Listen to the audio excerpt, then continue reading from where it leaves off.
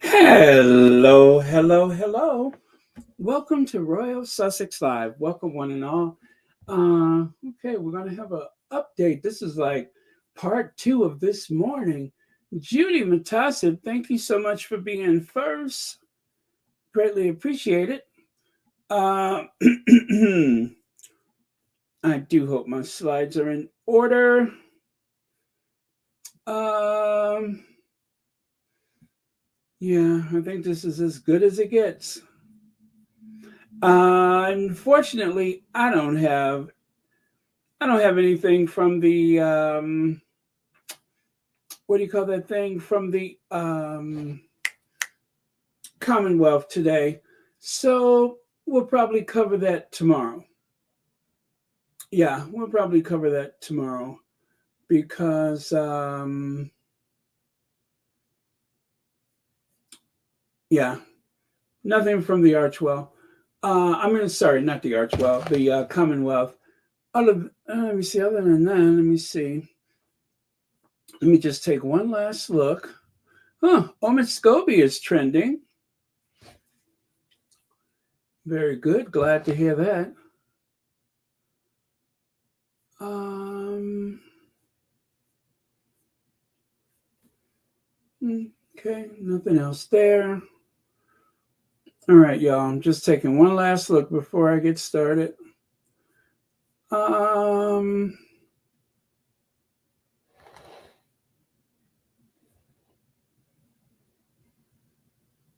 hmm.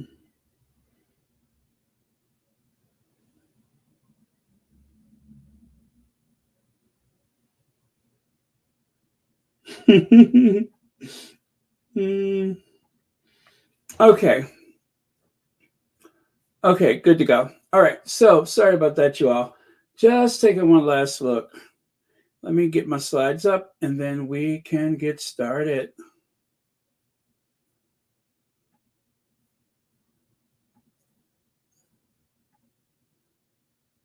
I got my slides up. Dun, dun, dun. Baby, how you feel? Woo, child. Tired of the facelift. Okay. Thank you. Thank you. All right. Elaine Parker, thank you for staying up with us. Hello, Lydia Washington, Lorna Williams, and Josie Marquez, Emerald Derrick. Oh, bingo. There we go. All right. So I know you all can hear me. We are all set. Yep, everything is done. All right. I'm just going to take a quick look through and hi, Yalibi wants to say hi to a few people. Sister and Cece, hello. Black Queen, hello. Vanessa Jones, thank you for being here. Brenda Gray, Tash Mack, thank you, thank you. Okay, lovely. So, I don't know if you all seen the thing with the Vogue magazine. It is animated, but I won't be able to share it with you. But you can kind of see from the expression where it's going with that. So, and there was an interesting theory why that would be a photo to repeat. Uh, but very interesting. And also the fact that the theory about the Vogue magazine and the photo has actually made it onto several news outlets, okay? Here in the United States, of course. And also Kate won't release the original. She just won't do it. She just won't do it. So let's get into it, shall we? And we will do what we can to try to make sense out of all of this malarkey. Uh, wow, and all I wanted to do was just bask in the glow of the Sussex's incredible weekend. But this is one of those rare occasions where Kate Middleton is getting all the attention.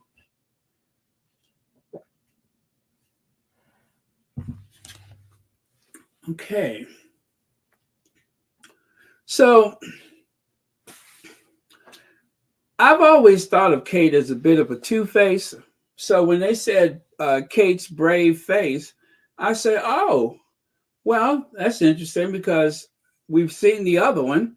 So Kate leaving Windsor Castle with William is an attempt by Palace to show that she's up and about, experts say, as royals grapple with fallout from Photoshop fiasco.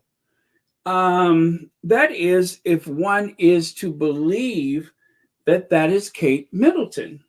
If one is to assume or believe that that is Kate Middleton, that all sounds good. But is it Kate Middleton? That's the question. Um, when I first saw that, I'm just like, why is it?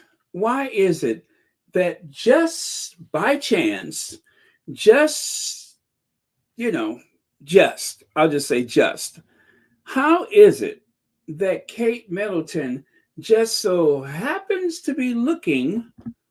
Oh, you know what? I'm gonna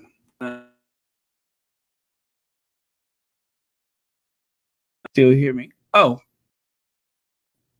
all right. You can hear me. All right. So, how is it that just by chance, Kate Middleton just happens to turn her head the other way as the so-called paparazzi? And this is the thing that they never get papped. The royals usually don't get papped in the UK. Do you know how many times they have traveled up and down the street? Well, one of the reasons why it's hard to get photos of William is because if there's a place to land the helicopter, well, that's how he's going to get there. So it's hard to pap somebody in a helicopter. Um, but still, occasionally, William finds himself on the city streets. So that being the case, how often do you see them being photographed just by chance, and of course, somewhere around Windsor? That almost never happens. And yet, we are to believe that twice in the past 2 weeks, that's exactly what happened, is that there have been pap photos of them in Windsor. I'm telling you, that almost never happens. School runs, we actually went through this last week when it was established. If you remember the several photos of Kate, it was established that when Kate was photographed, it was by Backgrid, or the photos were distributed by Backgrid, and the photos seem to have been arranged like the day that the Queen died. There's Kate looking snatched, as the drag queens say, snatched, which means that she had the full makeup, she had the whole corporate look. She looked completely like she was going to Sunday church. That's that. Well, not so, because no hat, of course, but she was all glammed up in a very corporate kind of way, just so that she can go and make a school run. Which, by the way, notice that there's never any photos of them at the school run, which I'm glad, because there's kids around. Nobody needs that, but it's very rare. But when it happens, it seems as though it has been pre-arranged. So I'm just going to go out on the limb and say that there are no pap photos. The photos always seem to have been orchestrated in some kind of way, for the benefit of Kate Middleton, to send a message to whomever.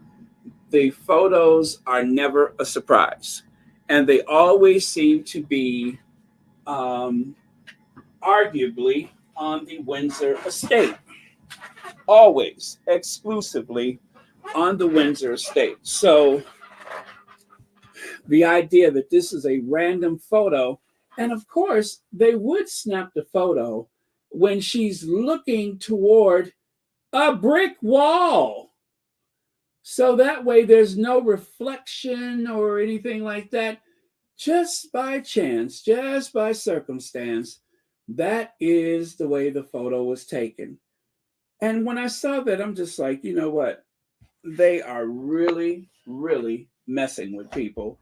This is you can tell that this was designed to be like the neighbor on what was that show with the guy was the tool man? I forget the name of that show, but Tool Time was his. I don't know what that show was called. I never watched it, and anyway, but that's the whole idea is that elusive neighbor that lives next door, or how about Carlton the doorman on Rhoda, one of those characters where you never see their face. That is the running theme with Kate's photos, is that either the photos are obviously some type of repeat or duplicate or staged in some kind of way. And I guess from here on out, we're going to do the neighbor who you never see the entire face. B. Martim, so Baron, she got in the car. Apparently, that's what they want us to believe, is that she was able to get in the car. And here, even though it's a photo over her shoulder or whatever you want to call that, a silhouette, a profile, whatever you want to call it. I'm not even sure what to call it. But her face doesn't seem so bloated like it did in the car the other day. It certainly doesn't look so bloated. Um, Thank you so much for the supers chat. And thank you so much for being here and being a member of Royal Sussex. Okay. Now, here's one of the theories that they have. What if it's the nanny? What if it's the nanny? And I'm sure you're probably, oh, thank you, Elaine Parker. Thank you for the super sticker.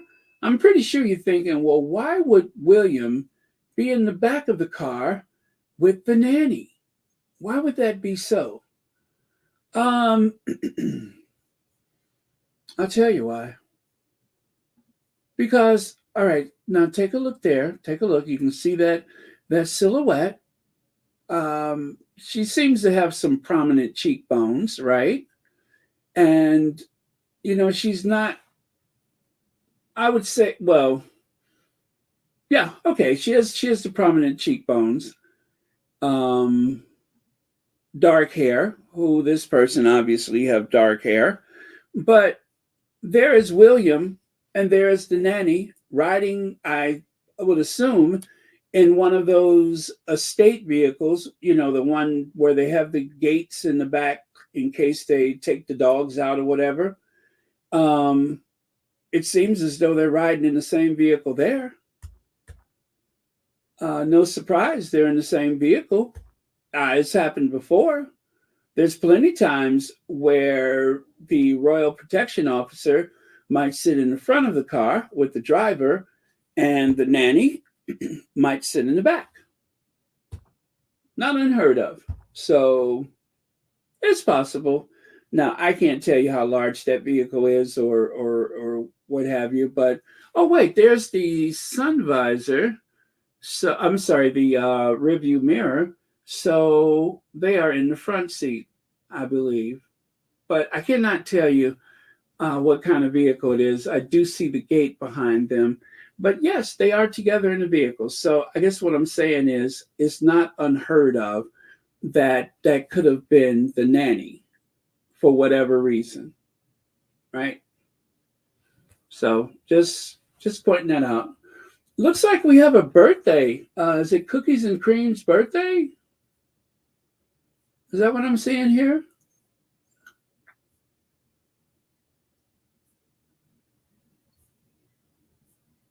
Let me see if I. Oh, yes, Cookie and Cream's birthday.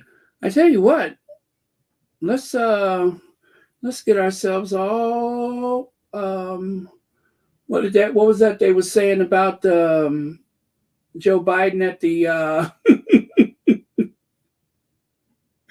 at the State of the Union? He was all hopped up on something. Let's get ourselves all hopped up, shall we?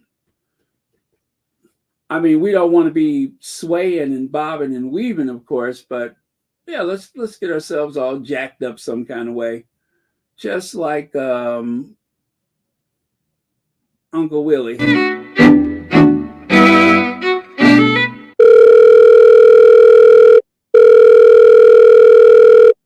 Hello, Ivy here. Hello, Ivy. Today is Lilibet Diana Mountbatten Windsor's birthday. Meet me at the Royal Sussex party. Church Nellie's gonna be there. All right, Ivy out.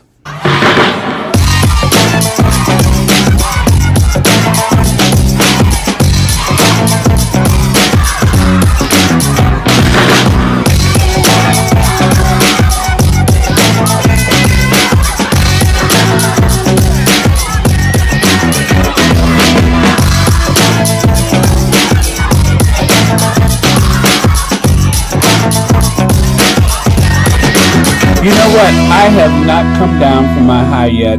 As you know, I. All right. Well, happy birthday and many happy returns of the day.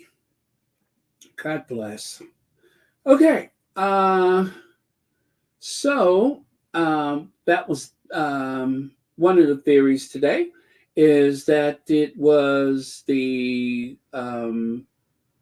nanny who I believe she was born in Spain, and she's been with the family for years, and obviously she's very good at what she does.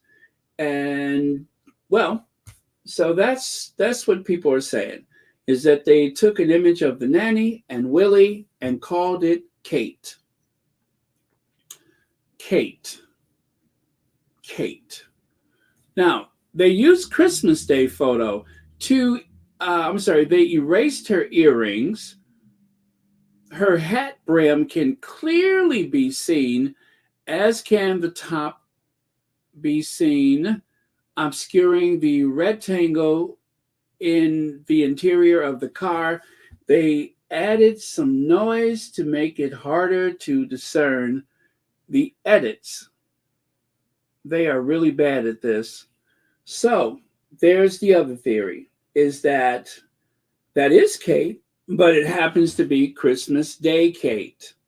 Now, they got some stuff circled, and to be honest with you, I'm not sure what I'm looking at. Kate had some kind of dangly earrings on for Christmas. Hi, Sibella and Don Hanson. Hello. So Kate had on some kind of dangly looking earrings. And then you see that odd line right there in that middle circle. And then at the top, I promise you, I don't know what they're looking at. I mean, I just see fuzz. That's it. I just see some fuzz. I don't see what they're seeing. It's not to say that there's not anything there. I'm just telling you, I don't see it. But I tell you what, why don't I do what I did the other day, where I duplicated the photo, right? And then I played with the highlight. And maybe if I do that, if I play with the highlight, or I don't know, maybe the saturation, the contrast, would the contrast bring it out?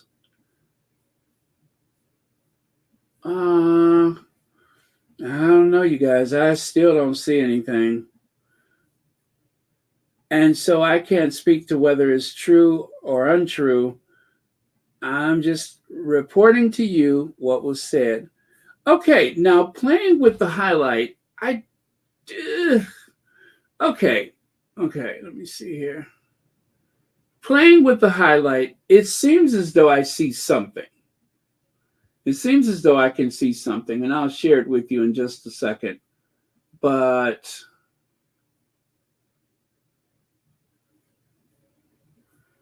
let me go down here to one more adjustment.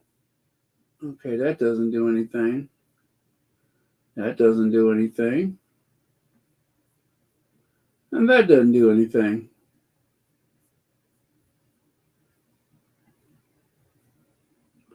Yeah, I'm not seeing the hat. I'm not seeing the hat. The little dangly earring, yes, it looks kind of long. And what she had on for Christmas Day was like some type of like button earring or something with something else hanging down. So that I could clearly see. But I'm just not seeing what they see. So with that one, I'm gonna just have to say I don't know because I don't know how much of this is the reflection of the glass. I'm not even going to bother to show you this because what I just did didn't seem to change anything. So I think I'm just going to take a hard pass on that one. Nothing seems out of order with that. Okay. KDV, Baron, the royal family, forget this is the era of the millennials and the Gen Z ers. Unlike Princess Diana era, social media uh, is not that loud. Thank you, KDV. And that is true. What KDV just said.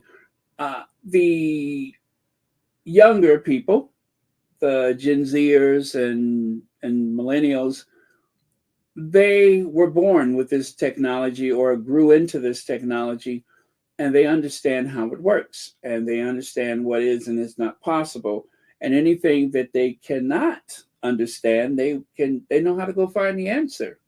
So they don't have the disadvantage that I would have. They have all the advantages of youth. Great cholesterol, 20/20 vision, perfect blood pressure, all that kind of stuff. They have no arthritis, everything just goes right for them.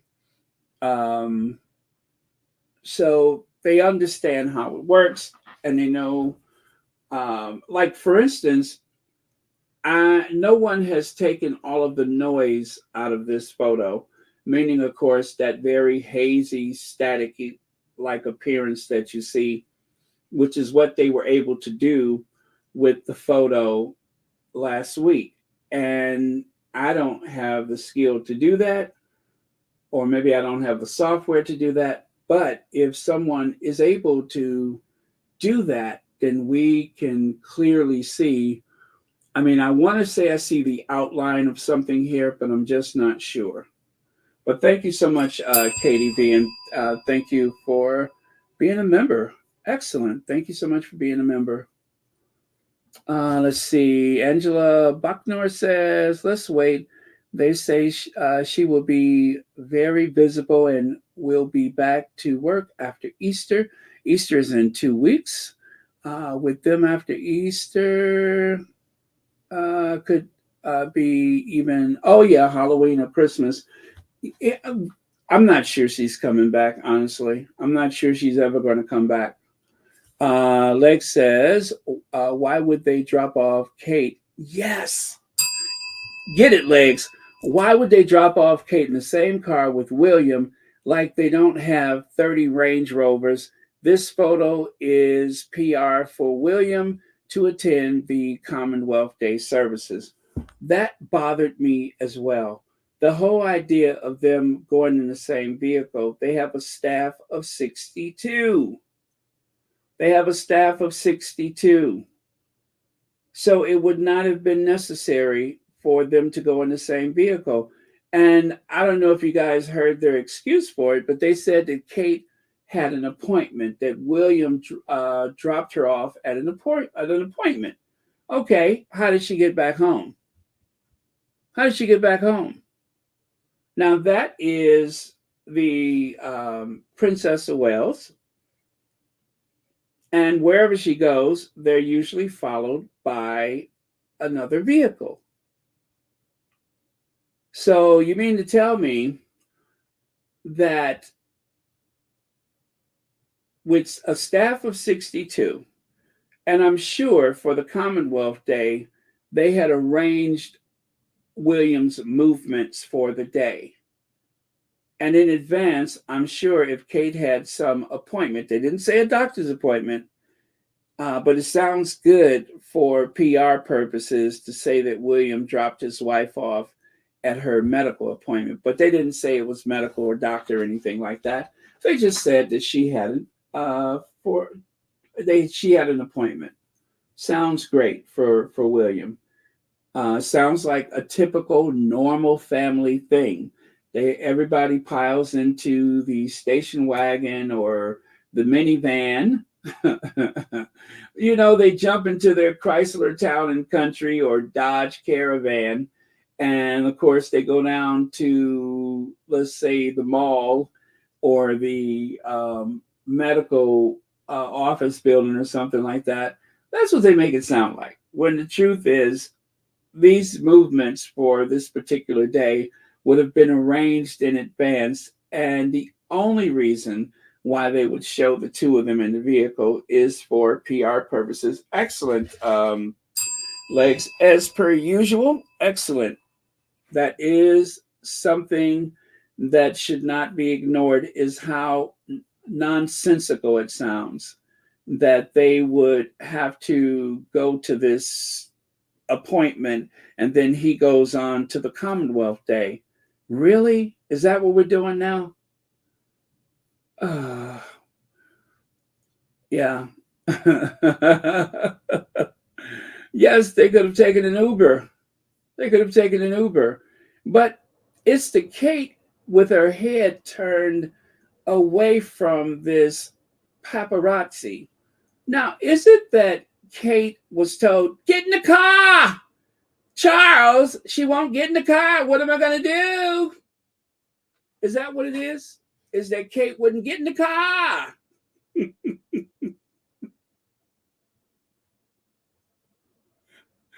That sounds like a classic case of Kate not getting in the car. What are they going to do if she doesn't get in the car? Yeah. So it sounds like Kate was, coerced into the car for whatever reason. Hey, BS, thank you so much for joining us. Oh, by the way, did you guys know that I had went on super early today? I was up.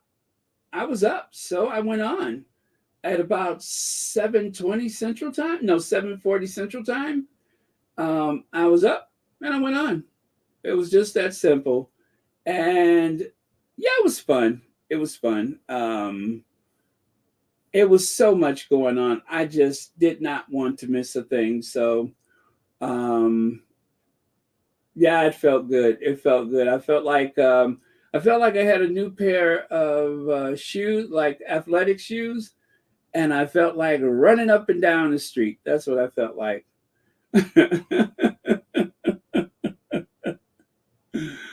Oh man. So, but yeah, that's what it seems like. It seems as though she was um, literally being pushed into the vehicle or lured into the vehicle so that Willie could get his photo op. That's what I was seeing. Is that this was really a vehicle for Willie Leaks. Okay. All right, just so you know, there is a link at the top of the chat, and that is VS Speaks Royally, who has a channel of her own. So in the AM, if you're in the US in the AM, or quite early afternoon, you won't have to miss a thing because BS usually comes on before most of these Sussex friendly spaces. So unfortunately, I didn't get a chance to see it today because I ran an errand as soon as I was done, but I hope all went well. Okay. Yes, please hit that like button. If you haven't already, please hit the like button and please consider getting a membership for Royal Sussex so that you can support this channel, which has been on every day in some form or fashion since May of 2021. You hear me? May of 2021. So if you would like to support that, please consider a membership. And of course, like, share, and subscribe. All right, moving on. So right here it says, Hannah Furness says, Photoshop fail has left Palace more exposed than it has been in years. In an age of fake news, who can be trusted if even the royal family is editing pictures? And you know what? They're trying to um, gaslight. They're trying to delude or dilute all of this conversation by saying, oh, well, who doesn't edit photos? Everybody edit photos. Yeah, we bring up the light or we lower the light. Or in my case, I may have added another tooth where there wasn't one. But no, seriously, I have. And it looked like I had a mouthful of chiclets. I didn't do a great job of it. It looked like I had taken some chiclets and just, slid them in between the occasional tooth. I did my best. And of course, there was one time when I don't know, it kind of looked like I had little bit of honeys in my mouth, but I did my best. So yes, we have all taken license here and there. And then they have like the auto tune and what have you. But this seemed like an AI type of action that was taken with the photo. Lauren Brown, thank you for joining us. So right there it says, Princess of Wales makes unexpected public appearance after Photoshop photo apology. You're not alone, Kate. There's a long history of manipulated royal images. Now, see right there, they're trying to dilute it. How doctored pictures of the Princess of Wales turned into Palace's worst nightmare. And then there's the digital fingerprint, suggests multiple images were merged. Now, that's the part I like, is the digital fingerprints. In other words, I think they call it metadata. The metadata can tell you where the photo was, uploaded or what time and place it was actually tinkered around with. All of that information, or most of that information, is available if you can get the original photo, which of course Kate refuses to release it. The original photo that Kate allegedly was operating on, they're blaming Kate, but we don't know if it was Kate. We don't know because of that bizarre confession. I say I'm not sure. I'm just saying I'm not sure. Cannot trust. I mean, how can we trust the palace? They lie. They lie about lots of things. They would lie to protect other members of the royal family, but they wouldn't tell the truth to protect Harry and Meghan. And that is one of the very tenets of the Sussex's argument or case against that institution, is the way that they would lie to protect other people in the family. And yet they won't tell the truth to help Harry and Meghan. When there's all of the lies circulating because of something that was leaked or something that the press has made up, they won't tell the truth. They would just leave Harry and Meghan to the wolves, to wither on the vine. That's their policy for the Sussexes. Lex says, wait, so did William take the photo and Kate edit it? Great point. They credited William with the photo when everything was going well, right? And then all of a sudden, they just totally uh, stopped talking about William, and it was all about Kate and the editing. In other words, Kate has been thrown under the bus. Kate has been served up on a platter to the masses so that they can protect William at all costs. Like, remember the whole thing about the baby's skin tone. I still say William. I still say William. But because William will be king, they cannot allow William's name to be used that way. Charles is already king by the time Endgame came out, and new allegations, or maybe they were just pointing the exact royals, because even without them saying something, I had said William. I had always figured William. I don't know who the other person was, but William for sure. I never believed it was Anne. I don't think Anne cares enough about what's happening in other people's households. I just don't. Anne does her work. She goes to these lighthouses all over the world, and then she goes home. That's a day for Anne, is sitting in that nasty room watching that uh, tube television that she's had since the 1980s. So she has to get back to that Fred G. Sanford living room that she lives in. So, but thank you, Lex. Okay. B. Martin says, what they said was lie. I was just playing. Thank you, B. Martin. Okay. VS says, Rhoda backed them up on all the other BS. Those mouthpieces won't be let off the hook. As they were trying to find what position they should be in today, um, they were trying to define what the message was. This was before the smoke signals or the drum beats were sent out to the various dwellings around Fleet Street or around London. Before all of that was well established, it seems as though they were taking the stance of being angry at the palace, not Kate, but just the palace. And then it turned into, how can the royal family expect to be taken serious if they do this and do that? But really not invoking Kate as the bad guy or whatever.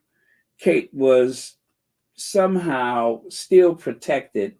And then by the end of the day, it was all about everybody does it. And this, of course, after Kate's apology, which she probably did not write herself. And I'm not even, let me see that again. I'm not even sure it was an apology. The wording was kind of curious. Let me take a look. Was this yesterday? Okay. Oh, I'm going way. Oh no. I need this morning. That's the one I need. Is this morning.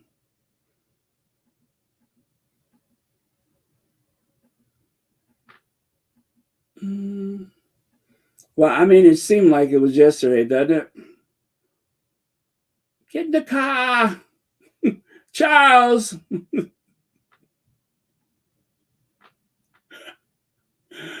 Oh, okay, so there we go. Like many amateur photographers, I do occasionally experiment with editing.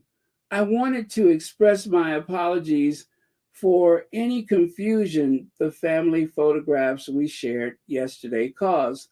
I hope everyone celebrating had a very happy Mother's Day. C.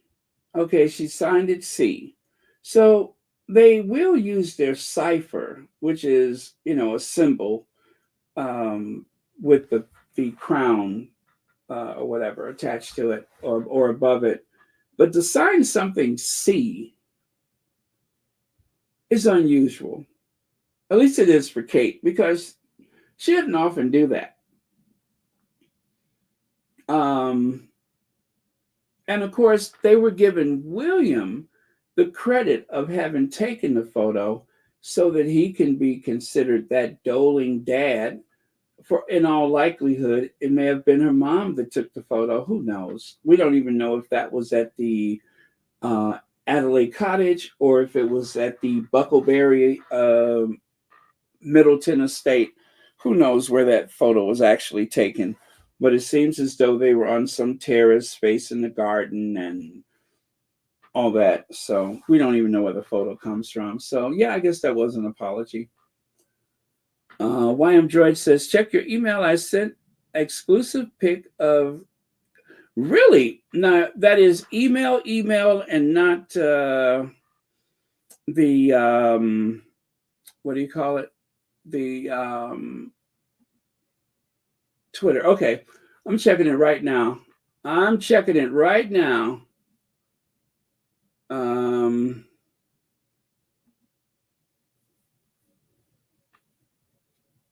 Okay, that's not it.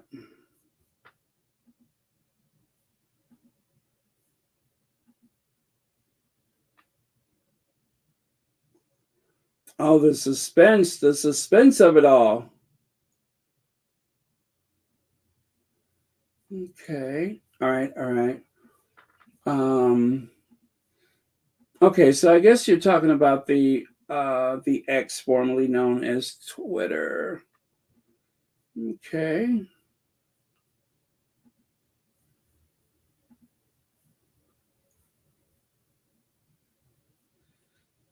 I'm not sure where I should be looking for this.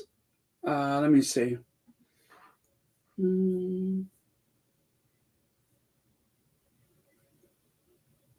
It said check the mailbox. Okay, I checked and I'm not sure where I should be looking. And you sent that to the Royal Sussex Channel email? Is that the one you sent it to? Is that where you sent it?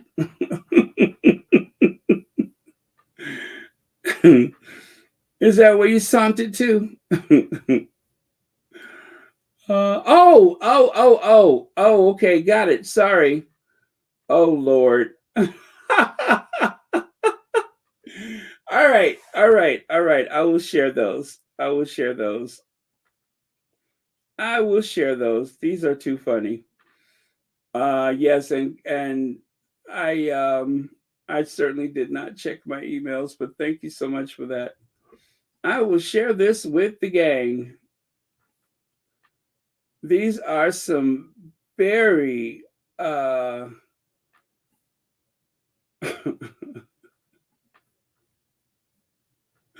these are some very unusual Kate sightings, I must say. In some ways, they are disturbing. I feel vulnerable and afraid. uh, okay, let me see. I'm going to get them over there. Give me a chance here. And 1, 2, 3. Oh no, what did I just do there? Okay, don't mean to do that.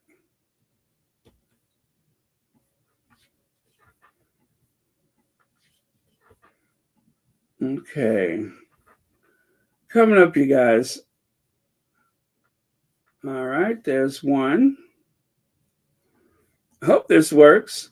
There's two. And there is number 3. I tell you, I have to say, I do believe that these are images of Kate. I'm just so impressed that you were able to acquire these.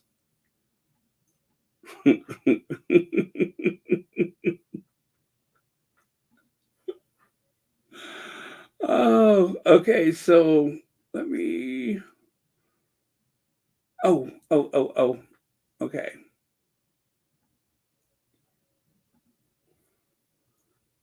Yes. Okay, that works. That works.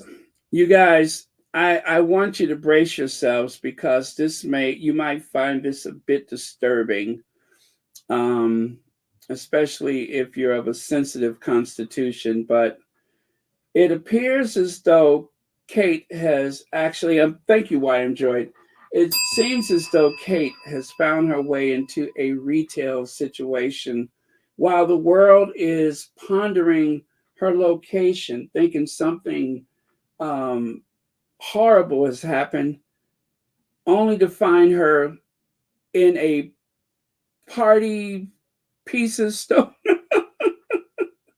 What appears to be a party pieces fun shop. Um, and of course, being Kate, she doesn't look as lifelike as most people.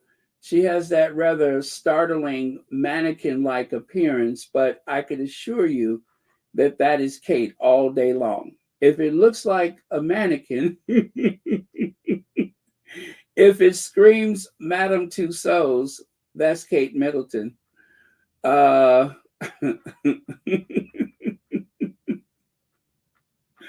Here again is another image complete with the unbelievably thick, luscious, glossy hair.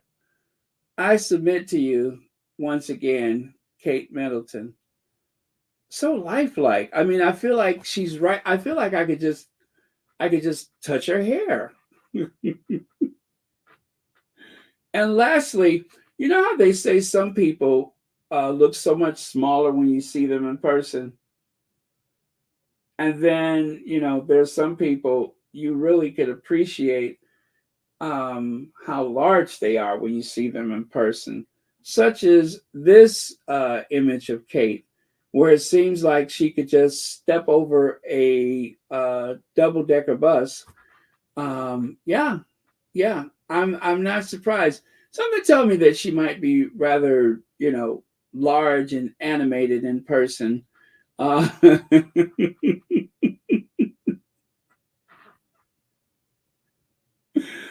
well, thank you so much for the exclusive. This has been quite telling, but thank you very much, YM Droid. And as always, thank you for supporting Royal Sussex and being a member. And TT Jones, oh, wow, thank you so much for becoming a member of Royal Sussex. Still a bargain at just $4.99. It's a great way to bring Royal Sussex into your home or your workplace or wherever you are on your commute for just $4.99. Help support this channel. Thank you so much. All right. So there you are, everyone. Um, there is Kate.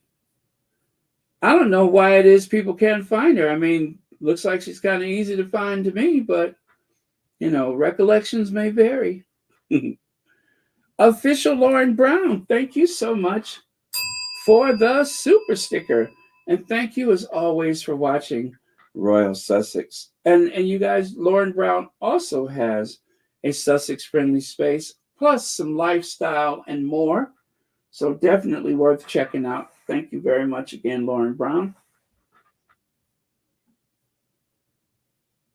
All right. And over there, back over there. And let's do that. Now, even CNN is talking about this. The American networks, everybody's talking about it. Everybody's talking about it. But the thing is, and this is the part that I find very disappointing, is that they are depending on the usual suspects to explain it in sharp detail. Meaning, of course, the royal rodents. The royal rodents. And I cringe. I cringe sometimes when I'm looking at a documentary and I'm learning something I had never heard of before.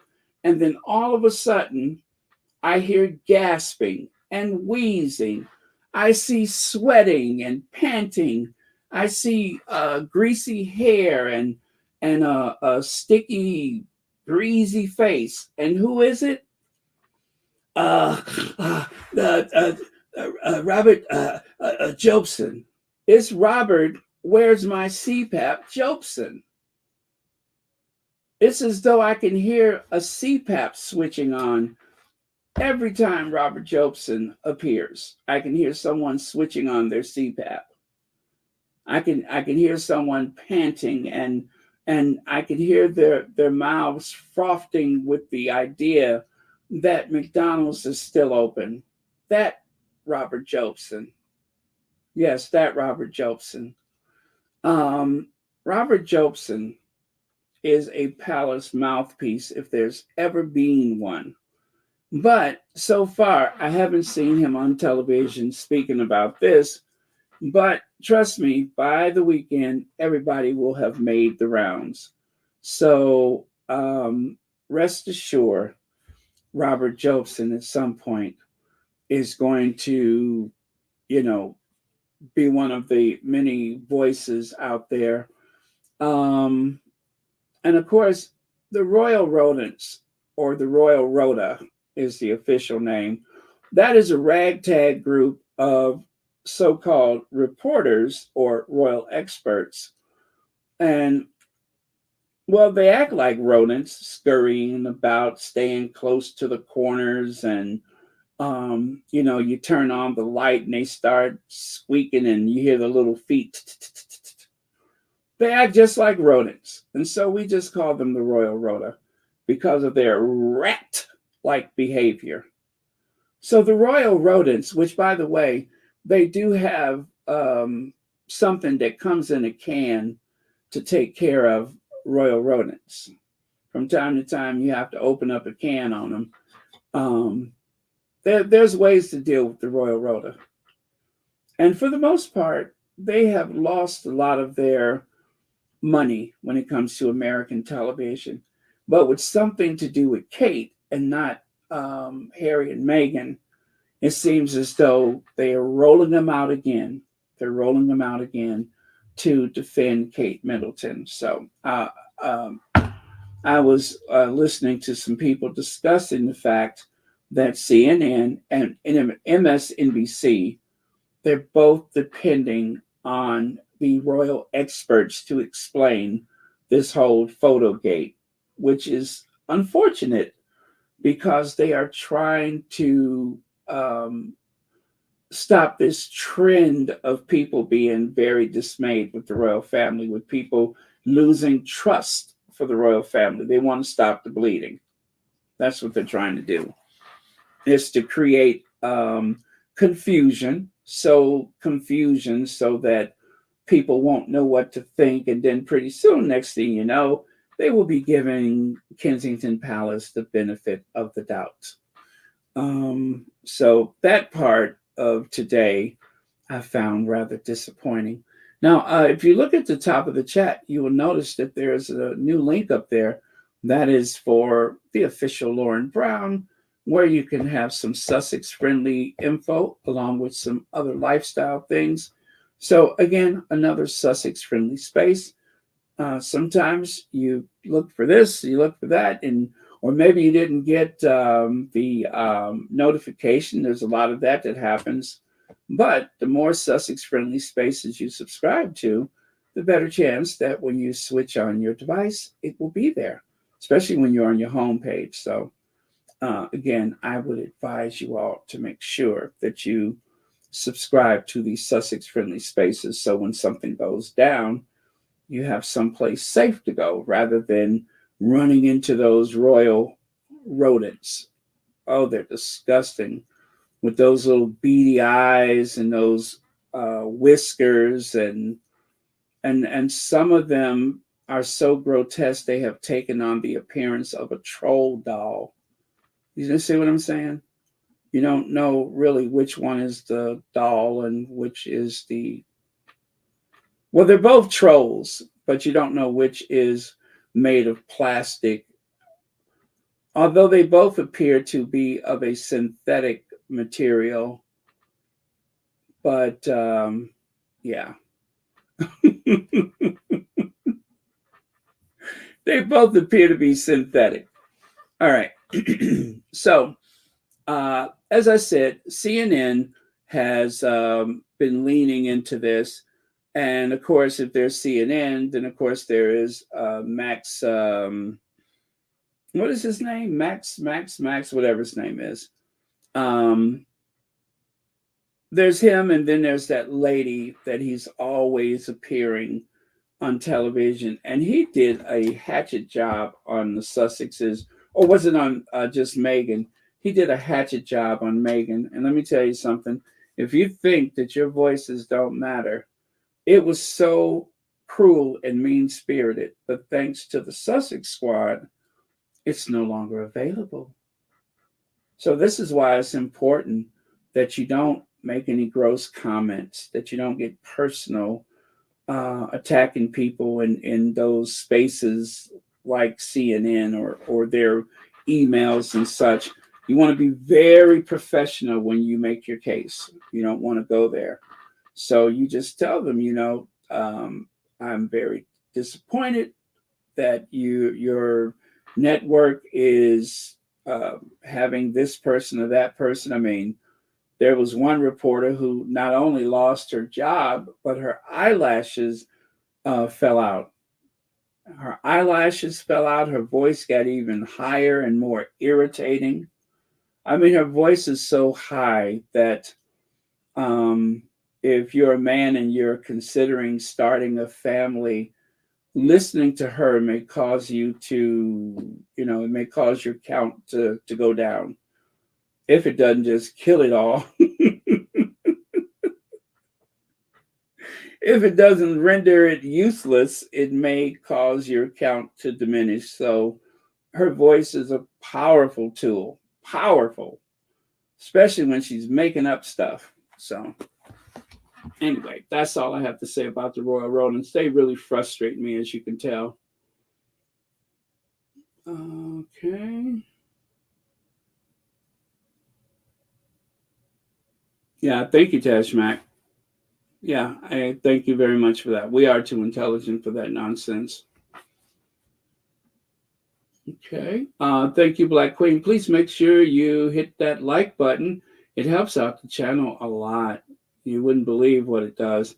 By you hitting that like button, and of course, if you don't like the channel, if you find me utterly irritating and repulsive, you tired of me always sipping that water,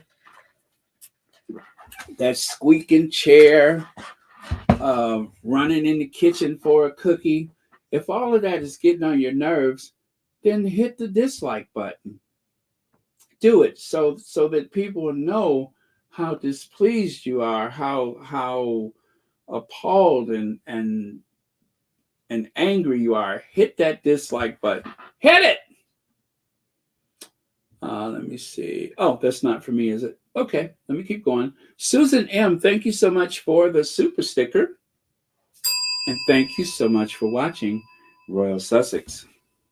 You know how they say every time you hear a bell, an angel has gotten their wings? Well, on Royal Sussex, every time you hear a bell, someone is supporting Royal Sussex. Okay. Was I done with this? Oh, Duchess' very unusual digits. Photo of Kate on her visit to Oxford Primary School reveals our fingers are almost exactly same length. When you are running around showing off the sapphire and diamond ring, of course your fingers look the same length. Or if you're insecure, and according to the body language experts, if you're using your handbag as a way to block, as I've heard one of them say, then of course your fingers are the same length. Or if okay,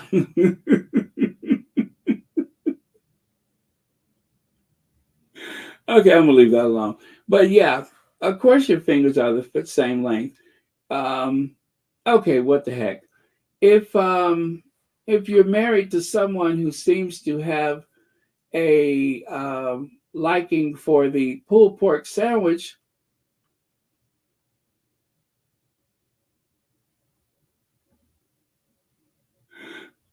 someone who has been written about in Rolling Stones, and someone who was part of a slick advertising campaign for Ryanair, then of course your fingers,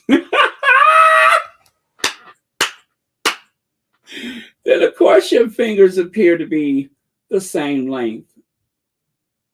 Of course they are.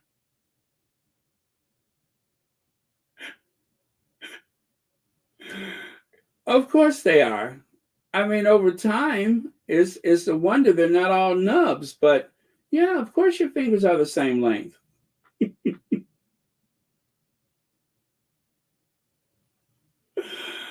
Oh, okay. I got that out of my system. Wow, it's like a family reunion. There's Pedo of Facts and Two Cents. Yet another Sussex friendly space. And you are, I'm telling you, sometimes the passion that Pedo has for the Sussexes and just wrongdoing and um, pointing out the bad guys in this world is unmatched. Sometimes I just sit there and I'm just like, give them hell, Pedo, give them hell. So yet another Sussex friendly space. All I can say is details and receipts, right? Um, but yeah, so there you go. Oh, thank you, Lydia. So while we're on the topic, I'm going to replace the thing at the top of the chat yet again with a link to Pedo's channel, which of course is Facts and Two Cents. Um,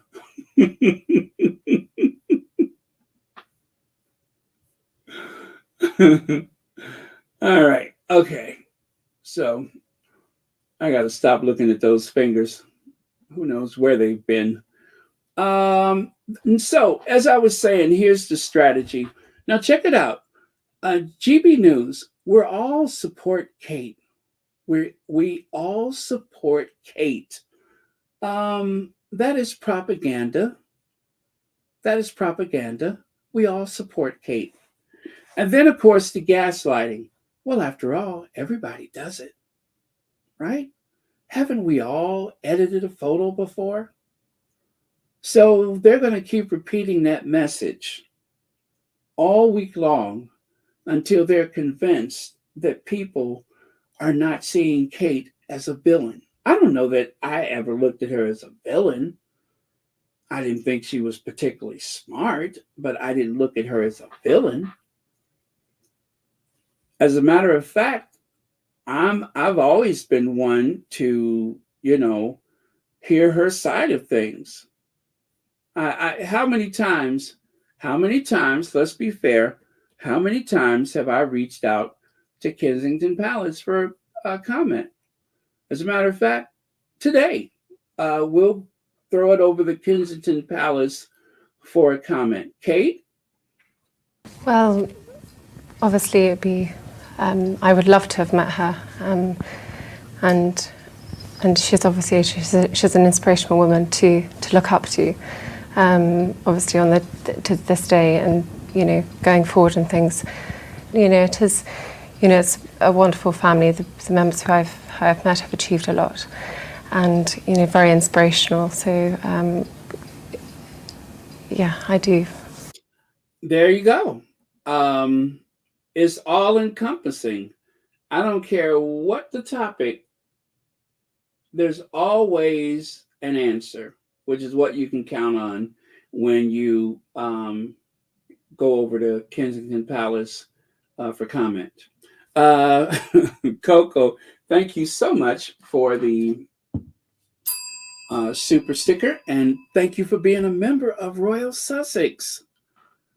Is that little Coco that I see in the profile photo?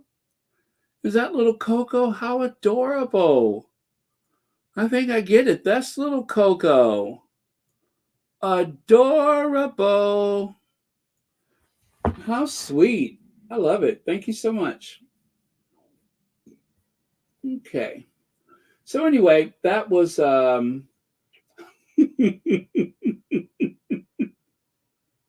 was Kensington Palace. We went over there for comment. One of my favorite videos. Oh, thank you very much. Mine too, of course. Mine as well. I love that. I'd rather hear what someone has to say directly rather than go through the gauntlet of all of those royal rodents and such. Okay, so that's the strategy. Is they are going to spend all week downplaying the significance of having been lied to. Now, let's recall that over the weekend there were some of the people on these various talk shows that seemed a bit, shall we say, outraged, incensed, a little angry because of these misleading, ridiculous, and plus, it's giving them more work to do. They'd rather talk about something else besides trying to defend the palace for these doctored photos. But yet, that's exactly what happened. Um, Ever since, what was it, January the 17th, Kate has been pretty much center stage. Everything has been all about Kate. Where's Kate? Where's Kate? And in spite of that, somehow someone thought it wise to heavily edit that photo. But you know what? I was thinking, what if that photo was a cry for help?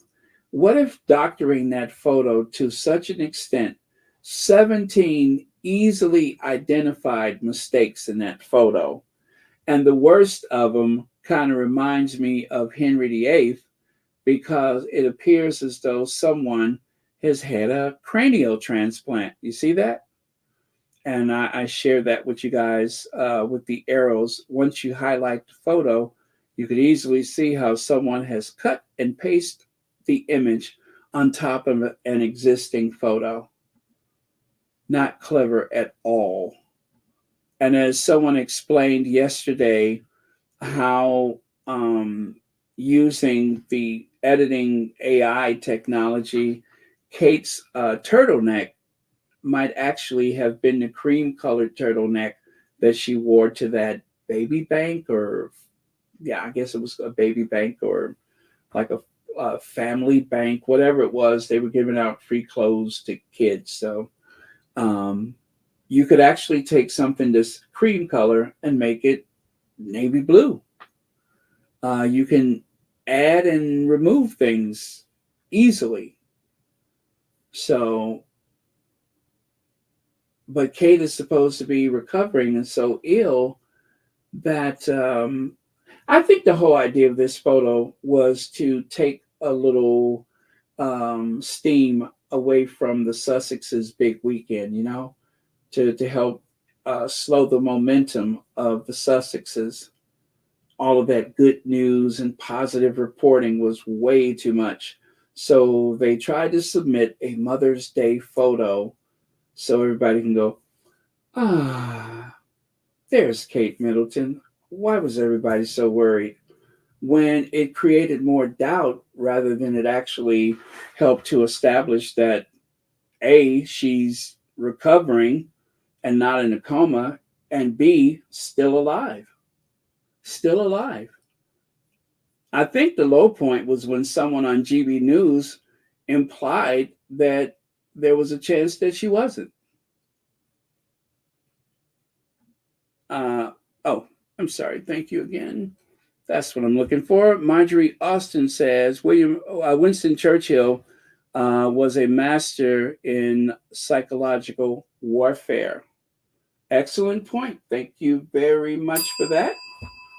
Yeah, 1,000 years of history, a little island in the North Atlantic managed to conquer what 25% of all the land on the face of the earth. The sun never sets on the British Empire.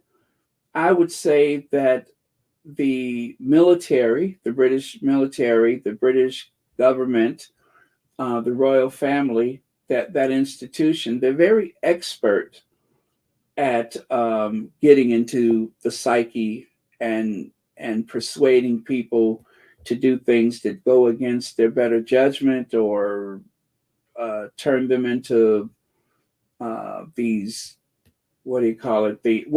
They create a new class system, or they take advantage of the classes of the caste system, which is one of the reasons why it was so easy to get into India, because they used the caste system against they understood the idea of hierarchy. How about that? They used that caste system. They even created railroads that were designed to just take the wealth out of India. It wasn't designed to get people around. It was designed to extract the wealth, the gold and whatever else they were able to get, the spices. So no Silk Road necessary. We'll just sail some ships into India and bring it back by sea. But thank you so much, Marjorie Austin, and thank you so much for joining us tonight here on Royal Sussex. Okay, let me take that down. Now, Celia Walden. I don't know if you all are familiar with her, but she is quite a piece of work, this one here. Look at who she's married to. She is married to none other than Hoghead Pierce Morgan, the man who set a land speed record for a mammal on 2 feet. That Pierce Morgan, that hooved beast that you can find in the Bible, that Pierce Morgan, she's married to that. She is married to Hoghead. Meghan can't demand privacy for baby Archie while asking the public to fund her family's lifestyle. Oh, really? That's who Celia Walden is. And today, she was singing from a different hymn book, right? People seem to think the public owned the rights to her mental and physical state. What happened to manners, grace, and sensitivity? You know what happened? Because when we were talking about the biracial American, she of African descent, she had no rights. They terrorized her while she was pregnant with her first child. They terrorized her to the point that she lost her second child. And even with the third child, they went to war with the Queen of England over a name. They pitted the Queen of the United Kingdom against the child over a name, which of course would take a psychological toll on the child's parents. But none of that mattered, that is, because it wasn't the English rose. It wasn't the English rose. And if it's not the English rose, then it doesn't matter. We don't see you if you're not Kate Middleton. If you're Meghan, among other things, your offenses, you're too bright to be a part of this family. We need someone that's easily manipulated, someone who won't speak up or speak out, not even for their own sake. That's what we need. They made a movie about that someone, and it was called Mannequin, right? They made a movie. Behind the scenes, at night when the lights are low and all the customers have gone for the day, the mannequin becomes very animated. The mannequin moves about, trying on clothes, swapping one wig for hair extensions and such. That's what the mannequin does. And of course, in between time, No need for Pilates, no need for yoga. We have jazz hands. They practice their jazz hands. So when they go out on those public duties, the public calls, royal duty, they can gesture to seem engaged with the subject, right? Whether or not you know what they're talking about, and there's a good chance you don't know, you just keep moving them hands. You know what I mean? You got to keep moving them hands. It's called jazz hands, right? And sometimes you do it so much it gets contagious, and all of a sudden your partner starts doing it. Everybody's hands just waving. That's called the jazz hands. And once you master that, you can be the Princess of Wales, and people will say, "Gee, Kate never puts a foot wrong." That's because she don't do nothing. It's hard to put a foot wrong if you ain't doing nothing.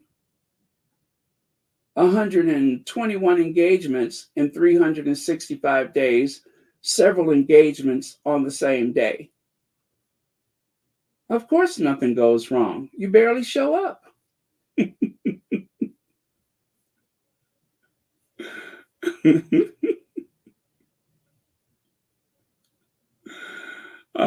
Okay.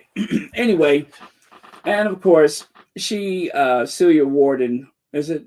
Yeah, Walden is married to the notorious phone hacker. She's married to the notorious phone hacker. She loves to cast aspersions on all manner of people, especially Meghan, the Duchess of Sussex. But yet we shouldn't judge her for finding love and protection in the hoghead himself, Piers Morgan, one of the most sinister reporters that has ever drawn a breath, Piers Morgan, the phone hacker. And of course, let us never forget that Piers Morgan said that someone in the royal family thanked him for standing up against Meghan on their behalf. Meghan, who sometimes is not seen from one month to the other, and definitely hasn't said anything to anybody, and least of all has not mentioned that family, but yet Piers Morgan would not stop talking about her, even while she was lonely, isolated, and living in Frogmore Cottage. Hadn't been seen but twice in 4 months. And yet every day he had something else to say. So that's the Piers Morgan. And of course, Piers Morgan, oh, how the mighty have fallen. They have already started doing their streaming on the YouTube because the Talk TV network was a failure, making him probably one of the highest paid people on YouTube. Maybe. I don't know if there was a clause in his contract with Murdoch that said if we lose this station, you're going to lose the bulk of your salary. We don't know. But anyway, his show is only on YouTube now because the Talk TV network, once they ran out of things to say about Meghan, when they couldn't make up enough to keep up with demand, Harry and Meghan really carried that network since its conception. But the network has collapsed. They were losing too much money and they moved over to just streaming on YouTube. So until he finally is made to pay for the phone hacking, I guess this will have to serve as some type of justice for him. Now, I just want to show you something about Kate since we're talking about editing photos. On the left side, that's what they put in the news articles when it comes to Kate or Will and Kate. They have those airbrushed photos. Her hair never out of place. It's dancing, it's jumping, it's hanging on by the extensions. But occasionally you will find a photo of Kate that has not been airbrushed by a news organization. This is kind of like what comes out of Getty. Getty is, they usually do not edit their photos. Reuters, they don't usually edit those photos. It's the magazines or the news online or whatever, Daily Mail, Sun. They edit those photos because, according to the invisible contract, Kate has to be seen in the best possible light, right? And so they do make sure that they keep her photos edited. Now, there was a bit of controversy when Kate went to Denmark. Number one, she was late. Number two, it was not clear why she was there, but she went to Denmark, even violated protocol by walking ahead of the Queen of Denmark at the time. She actually walked ahead of, what is her name, Marguerite? She was walking ahead of her, and Crown Princess Mary had to tell her to let her go first. All those years of hanging around the Windsor family, over 20 years of hanging around that family, what, 12, 13 years married into the family, and she just went stomping right in front of the Queen of Denmark as though she was one of the servants, as though she was a footman. Not so bright. Anyway, that is the real Kate. Sad, pitiful, unhappy. These are the ones that they don't usually put in the magazines. And here, I think they attempted to airbrush the one on the right. In spite of that, still that hollowed look. And there on the left side, in between not getting Botox, because of course the palace said she doesn't do Botox, so I can never say that she used Botox, because according to the palace she doesn't, and I take them at their word. There's no Botox involved. But she's been in trouble for a long time. And I'm pointing this out because this was the future that they had planned for Meghan. When Meghan wanted help, they didn't want her to get any help because they said that it wouldn't look good for the institution. And if that's the way they treated Meghan, then with all likelihood, especially married to one of the most angry people in all of Britain, William, she was either afraid to ask for help or was never offered any help. This doesn't make it into the Daily Mail. These don't make it into the Daily Mail. They have cultivated an image for her. And if there has been some mental breakdown, and I want to caution and say, if there has been, having an institution or having a husband or courtiers that want you to pretend to be something that you're not. They want you to be this great orator. They want to give you an empty binder, a power suit, and of course, a round table of experts. And you have to sit there and pretend like you know what they're talking about. Right? And then when the conversation shifts to you, everybody at the table holds their breath. In their minds, you can hear them saying, "Here goes nothing." That couldn't have been easy. That could not have been easy. Again, magazine photo on the left, the real Kate on the right.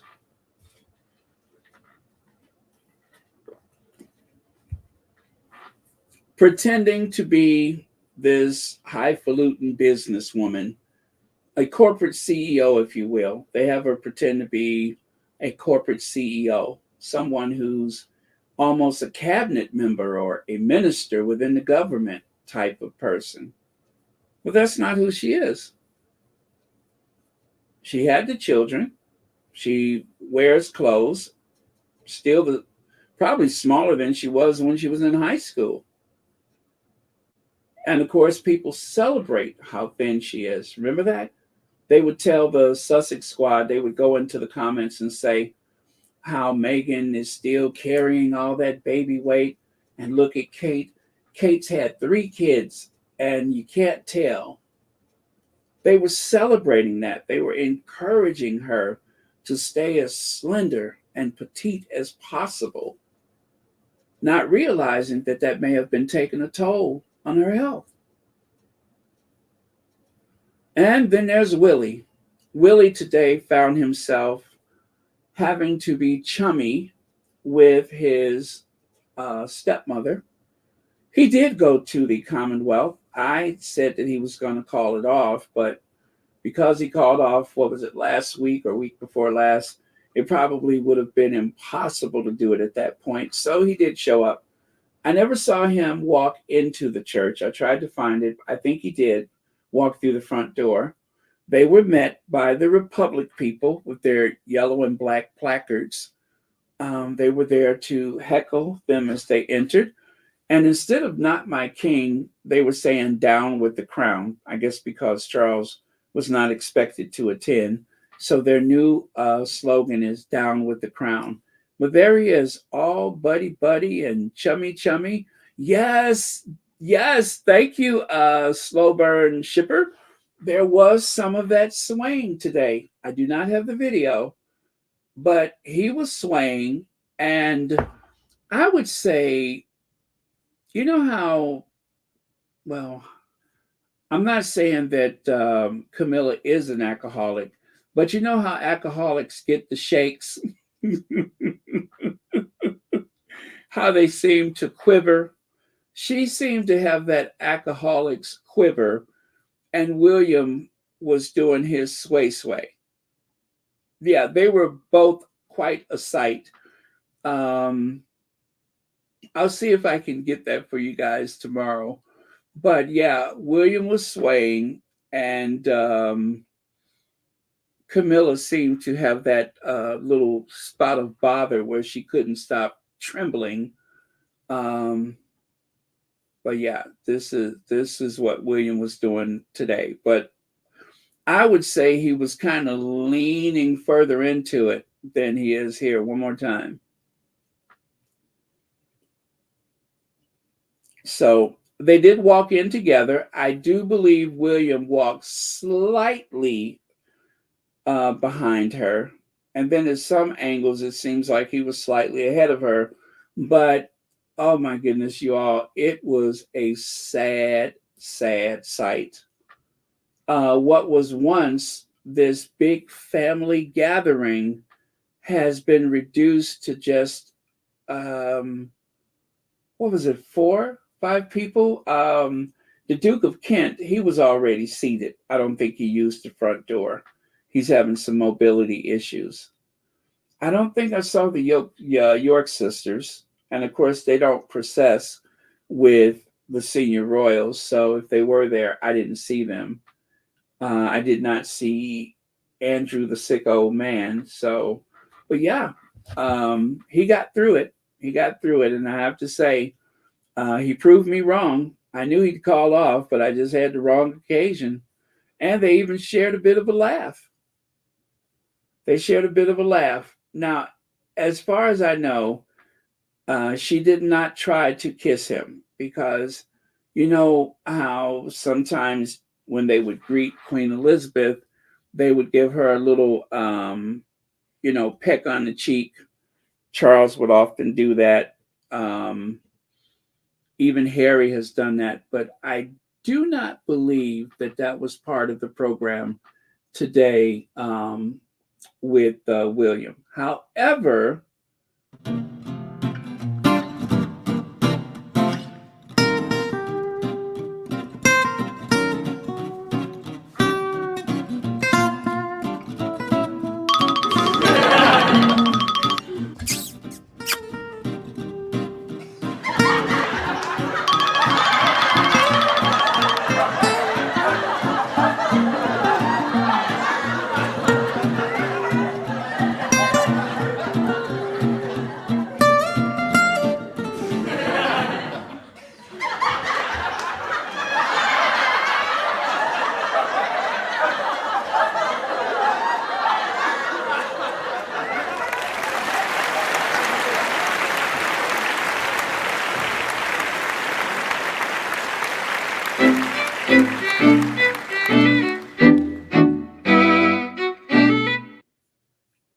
Okay. Let me see here. Now, as I said, they did have signage for they did have some signage for the down with the crown. But what you didn't see, what you did not see, was there was a few signs. I don't have the photos of it from today, but I do have a snapshot of it from the last time that the Republic people were outside of Westminster Abbey, and those signs were directed at Camilla. See there? Those were directed at Camilla. Um,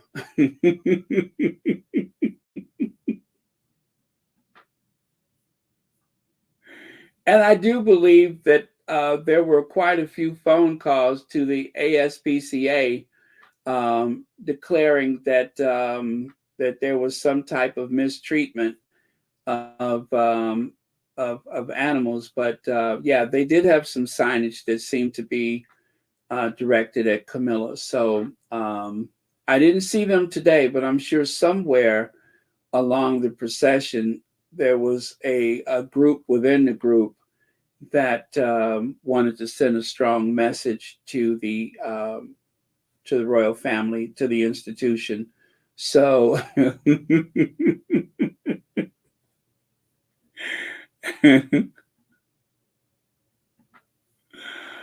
oh, that never gets old, does it?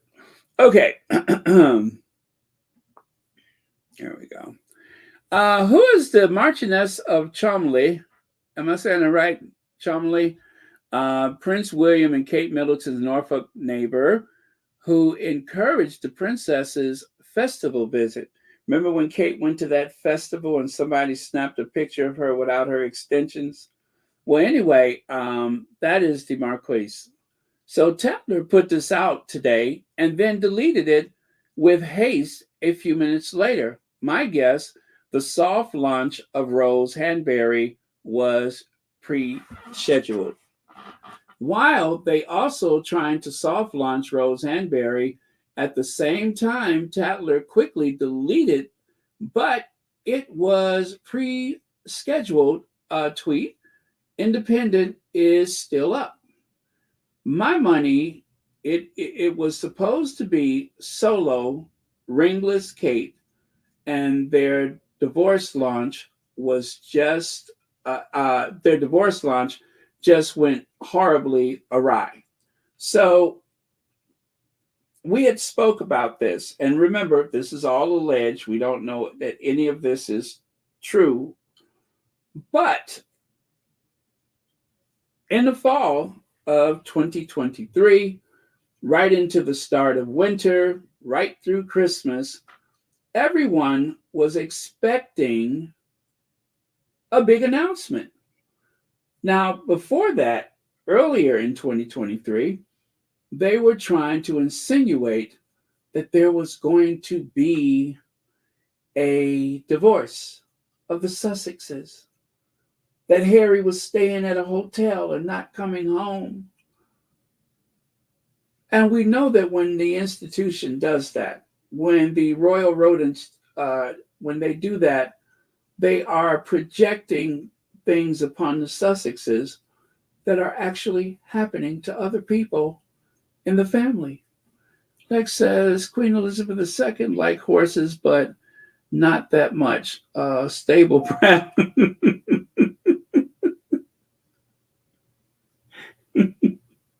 Which is why it's very important to blow into their nostrils to help get familiar with them. that that usually puts them at ease. But thank you so much for that, Legs. And oh, let me see, Cynthia, thank you so much for the super sticker, and thank you so much for watching Royal Sussex. Greatly appreciate it. So yes, the soft rollout. It is said that the tweet was pre-scheduled, And obviously, there had been a phone call, likely from Kensington Palace.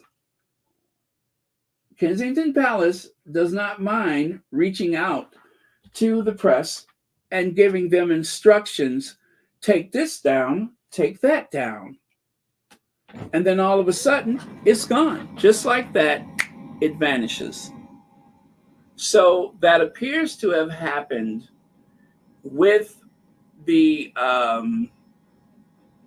this tweet, is that somebody made a phone call, but a soft rollout. As a matter of fact, there were people who, B. Martin said, Lord, everybody's timing is off. Amateur, the side piece affair. Their timing is off. They got the right year, but the alleged abdominal surgery has thrown off the schedule. That abdominal surgery and Charles having or not having cancer has thrown off the schedule. That has pushed everything back. But not everybody has gotten the memo in time. But thank you so much, B. Martin, for the super chat. And thank you as always for being here. Love Wins Movement is in the house. Okay, and there you go. Who is the Marchioness of Chumley? Let's see. Post not sent. Your attempt to reply to a post that has been deleted or is not visible to you. They took it down. The Tatler posted an article about William's friend. I had to say friend because these little things I'm sharing, these are actually comments from people on Twitter, and I chose not to identify their accounts. But so William's friend, amidst all these rumors and then quickly deleted. Strangely, The Independent also posted an article about her this week. Keep watching, folks. It's a soft launch. It's a soft launch. So I think I just saw someone say Melania Trump. Did I? But it is very Melania Trump. Now, when Trump first stole the 2016 election,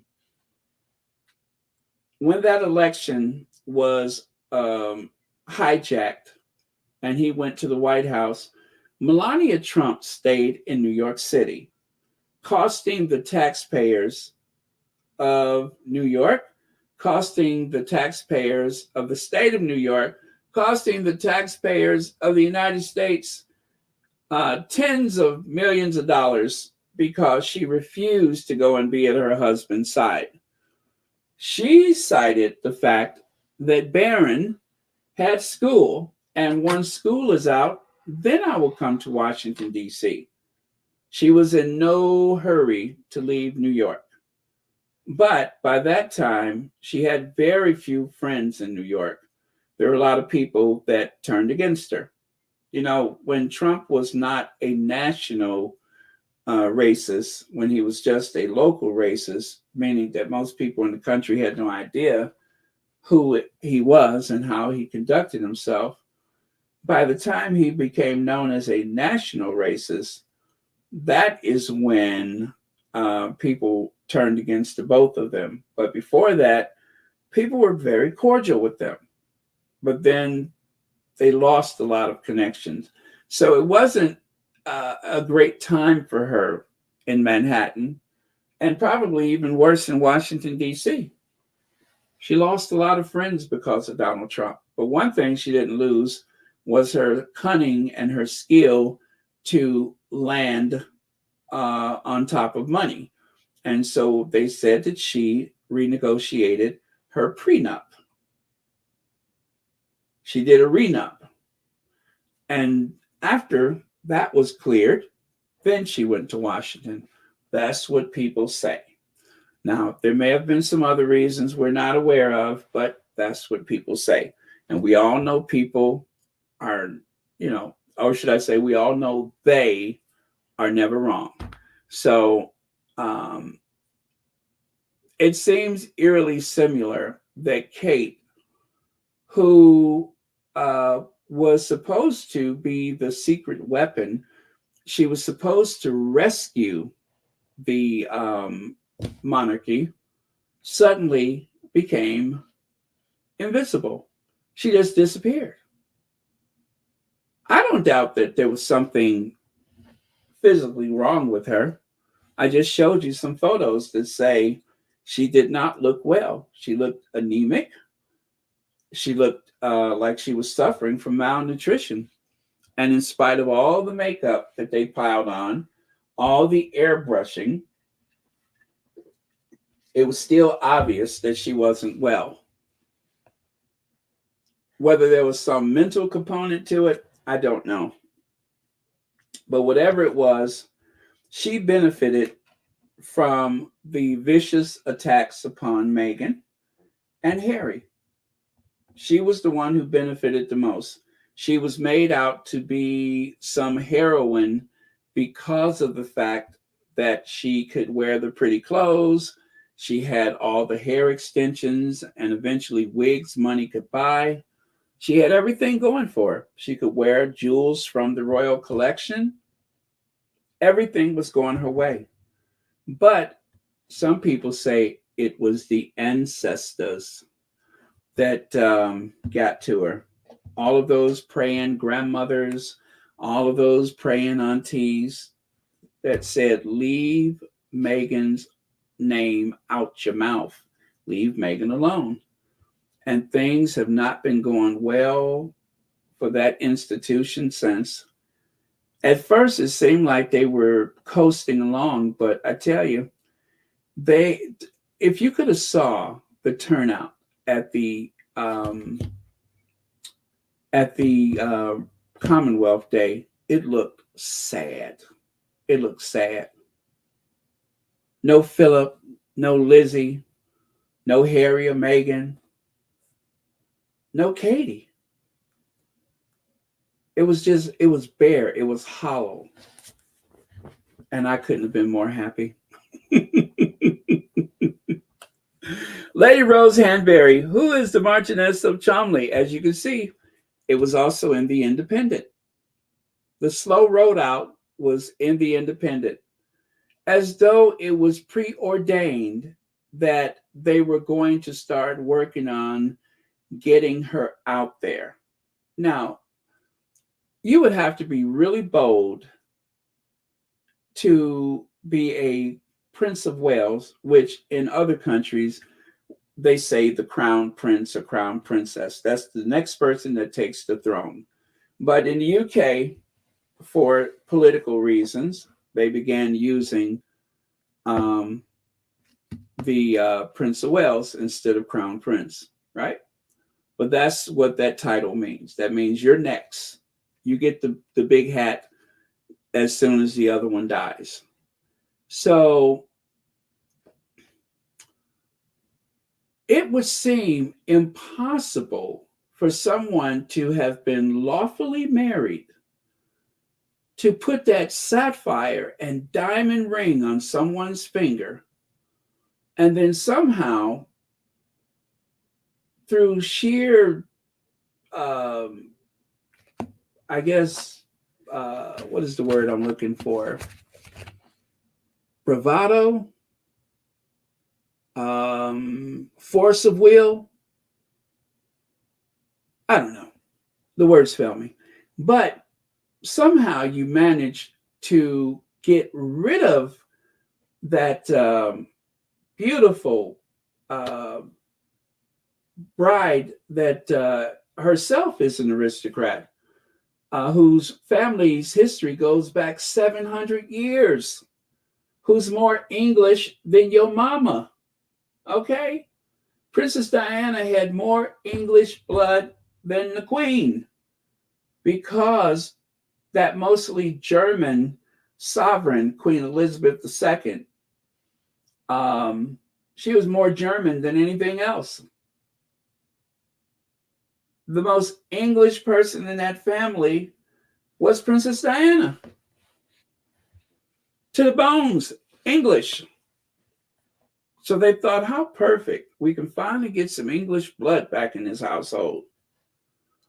But, well, we all know what happened. Diana died mysteriously and tragically in that tunnel in Paris. She didn't have a seatbelt. The driver was drunk. If only she didn't send away her royal protection, which is a big lie. They took her royal protection away from her. It was the flashing of the cameras. Whatever. Something happened. And it was nobody's fault, right? Oh, I'm sorry. Monsieur Henri. That was his fault. Whatever. But it happened. And so you would think at that point that the Prince of Wales certainly could not put his side piece, his concubine, his garden tool, yes, that garden tool, that he certainly couldn't turn her into a housewife, right? But he did.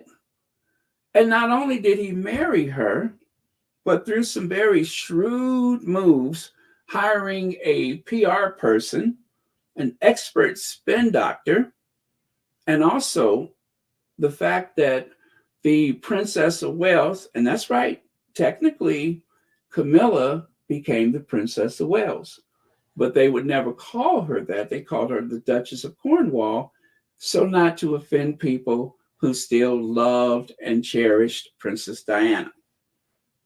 So there was never anyone called the Princess of Wales until Kate came along. But could you really somehow separate yourself from Kate and put someone else by your side by Coronation Day?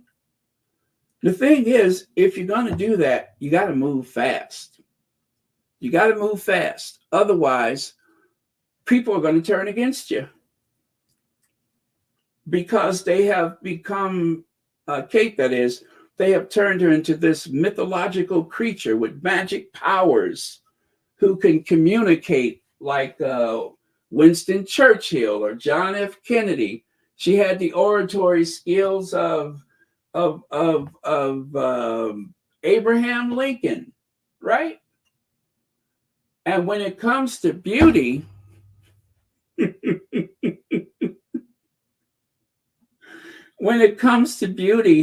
why, she was Nefertiti. She was Lady Godiva. Well, no, she was Cleopatra. She was all of those people. I mean, she was the cat's meow. When it comes to beauty, she took a backseat to no one, right? Hair extensions, airbrushing, all of that stuff. She didn't need it. They just did that just to be doing something. But how could you get rid of her? Because people love her. Of course, there was nobody hanging outside the hospital. There were no prayer circles or vigils. There were no flowers delivered. Hell, her husband didn't even come and see her. Her mama didn't come and see her. That's how much they love her. Nobody showed up at the hospital.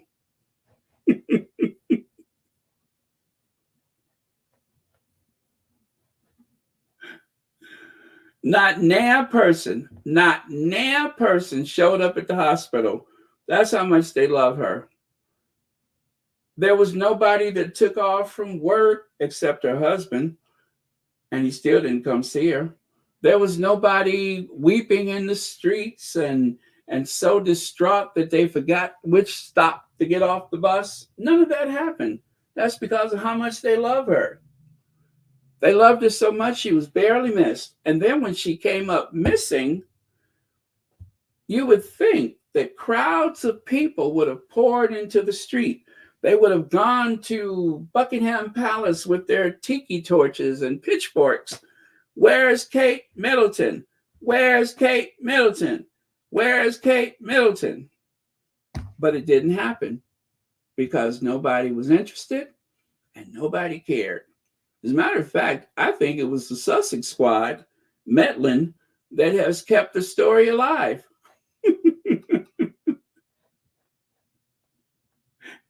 Because if it was for her supporters, all three or four of them, um, if it was up to them, it wouldn't have been mentioned. The only reason we're talking about it now is because of these silly photos. If they stopped putting out these fake photos, we wouldn't have anything to talk about. But I would say that my Middleton has been somehow given instructions or whatever to slow down this soft rollout, this big 2024 announcement. I think there's a possibility that Ma Middleton has put the brakes on it somehow. I mean, after all, do you know how many party pieces you have to sell to get one of the, shall we say, most mediocre women in all of Britain, to get one of the most mediocre women in all of Britain into the royal family takes a lot of planning, and it took a lot of money. You literally have to pull your kid out of one school and put them into another. You have to teach them how to prance around in some bizarre looking dress. You have to teach them how to go out and make sure that they wear skirts that fly over their head every time the wind blows. That's the stuff you got to do to get your kid into Buckingham Palace. And Ma Middleton was willing to do it. I don't know if she purchased like a box fan and created a platform and had her daughter stand on top of it to practice blowing your dress over your head, but she did something. I mean, after all, they got married, didn't they? And after they were married, we hadn't seen the last of her behind. That dress was flying over her head, whipping into other people's faces. Half the time you saw her, her dress was up. Even though she had got the ring, they had the big ceremony, and still we looking at her behind. At that point, we didn't have to. They were just doing it just for fun, I guess. But anyway, there was a lot of sacrifice by Ma Middleton to get that mediocre daughter of hers into the royal family, and get her in there she did. And since that time, Kate has really grown as a person. I know that sounded weird, didn't it? I'm exaggerating. Kate has really stuck around as a person.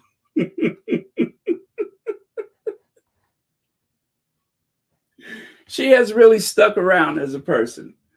I would be misleading by saying she had grown as a person, because she's still the same person she was when she got there, not interested in work, don't know anything about what's going on, doesn't care if there are people hungry in the streets of Windsor or Whitehall or wherever. She doesn't care. She does the least, knows very little, and doesn't go within or outside of 15 miles of Adelaide Cottage, unless there's a helicopter involved.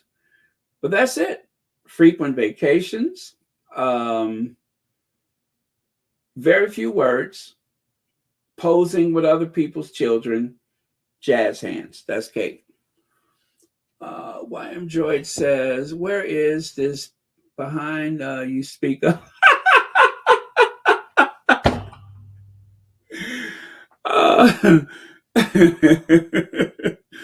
Okay, I exaggerate.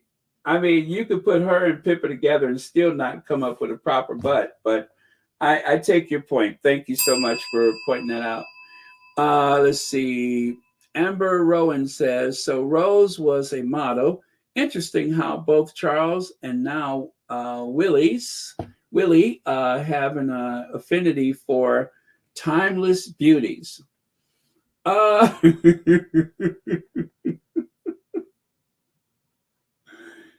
would say time has marched all over that beauty.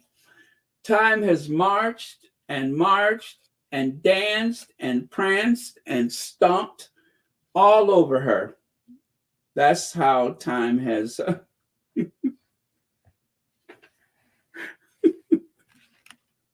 But thank you, Amber Rowan. Thank you so much for the super chat. And thank you for being here. But yeah, time has been marching. I mean, I can see where heels have dug in, where hooves have pitted the surface. That's what time has done.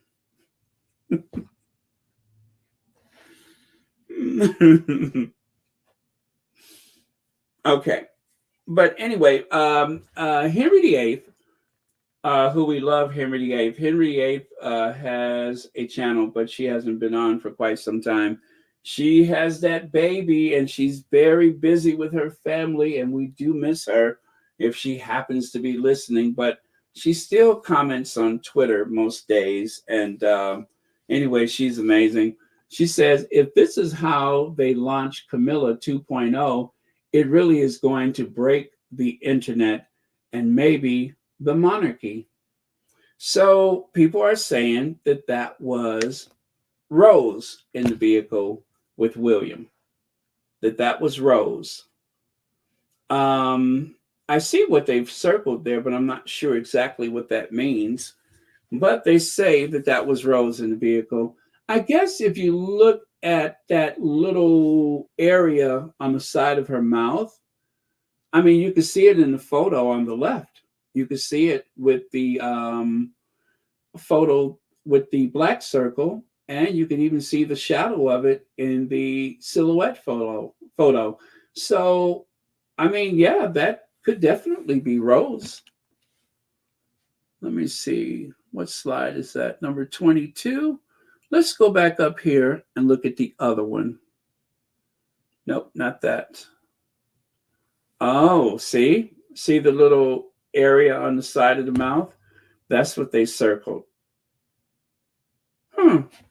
Interesting. Interesting. You know, there's three different ideas of who could be in that photo. Three different ideas of who that is in the photo. Is it the nanny? Is it an old photo of Kate? Or is it a new photo of the Marquise of Cholmondeley, who noticed the photographer and quickly turned her head? Huh? Did she notice a photographer and quickly turn her head?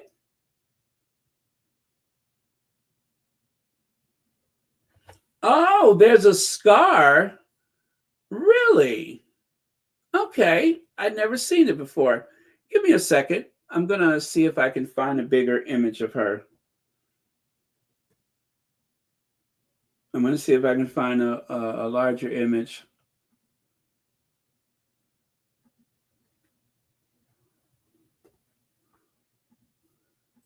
And I'll see if I can find that scar.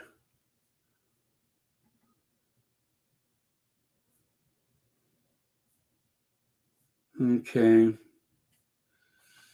I'm looking. I don't see it.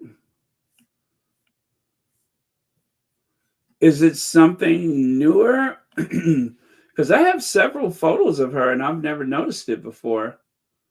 Let me see if I can find it. Rose Hanbury scar.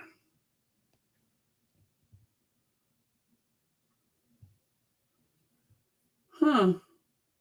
Still don't see it. Well, I'll take your word for it. I just thought they were pointing to that rather. Is that it? No.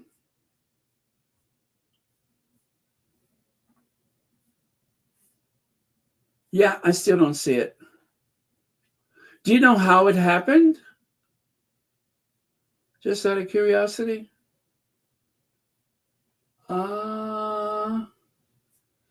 Yes, I don't see one. But oh, okay, okay. And that doesn't help either. That doesn't help either. Yeah, I don't see it. Okay, but I take your word for it. I'll be looking for it. I'll tell you that much. I will look out for it. Oh, here's a better one right here. Yeah, okay. I don't see a scar. I'll share this image with you, but I don't see a scar. I just don't. And I'm looking. Don't see it. But do you all think it's possible? Do you think that William has the chutzpah? Do you think he has the moxie to literally take the throne away from the grasp of Kate with her equal length fingers?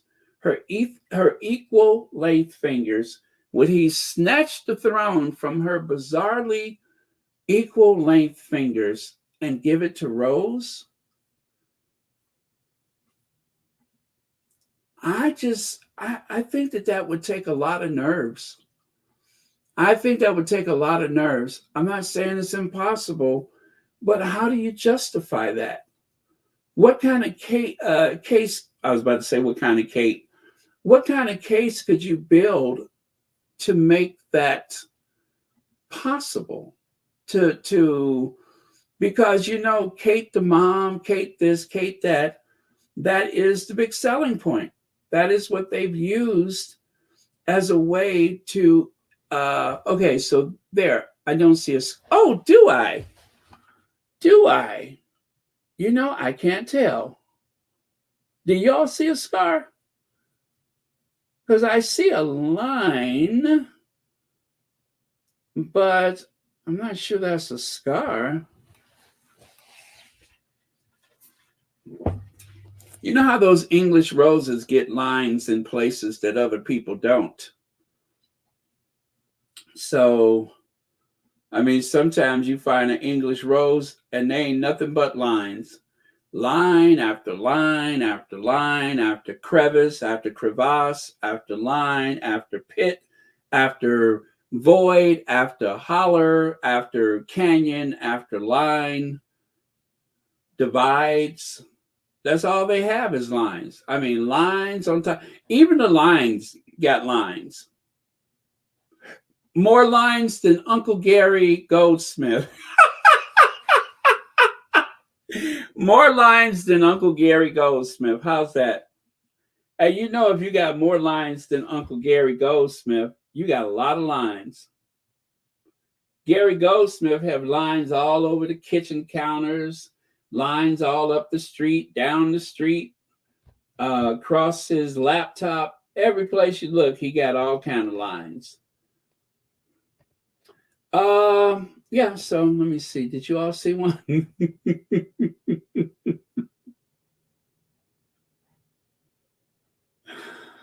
Let me see. There's a scar on Rose's face that goes from her mouth to the corner. Okay, I think I see it. I think I see it.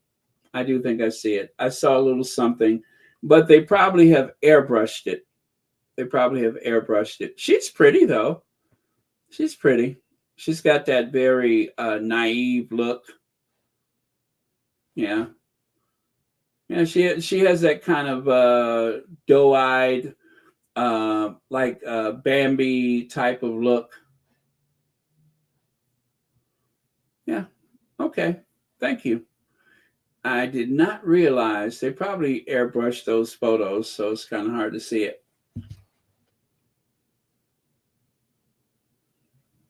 Yeah, she does kind of dress in a rather matronly way.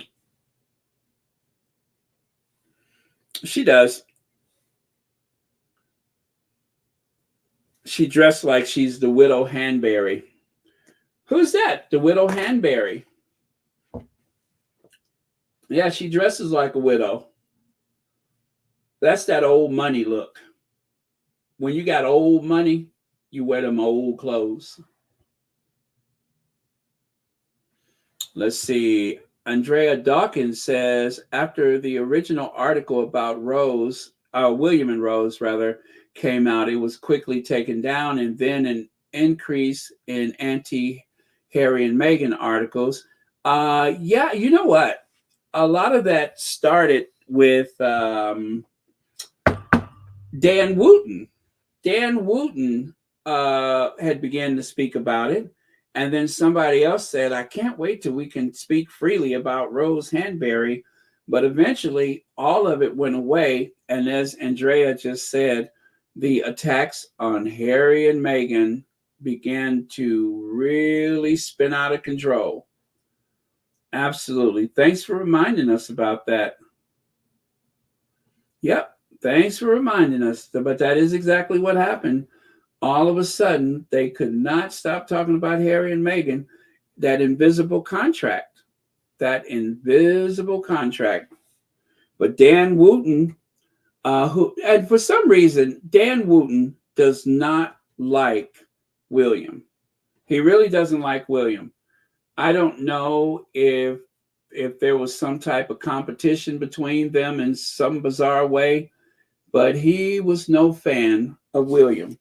The only reason why he seems like he's any type of fan of William is because he had started off as an entertainment reporter, and when that period came, when they oh, there it is right there. I found it. I'll show you. I'll show you how Dan Wooten fits into this. Royal rival Kate Middleton has fallout with glamorous best friend and tells Prince William to phase her out. The Duchess of Cambridge views Rose Hanbury as a rural rival, and the fallout is much worse than first thought. Now look at the date there. The 22nd of March, 2019, and then it was updated the next day. And then no more comment about it. As a matter of fact, I think they may have even taken the article down, but there was no more mention of it. After they had a little talk with Dan Wooten, that was the end of it. And of course, at the time, you could see Dan Wooten was working for the Sun.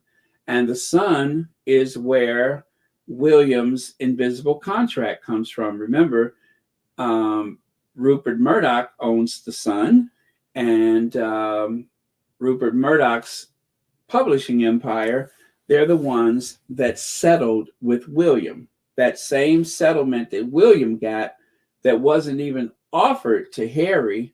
As a matter of fact, I believe as part of the settlement, William had probably implied, allegedly, that he would tell Harry to drop any case that he may have against them. Okay?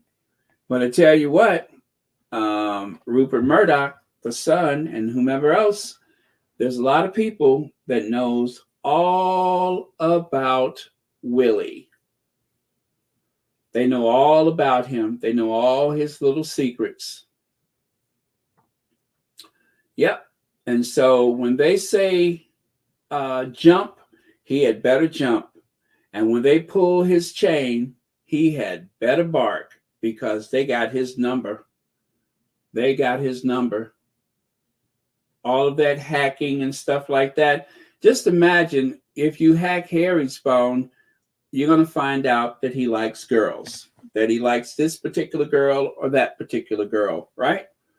That's all they got out of his phone, was meeting up with his friends and having a girlfriend.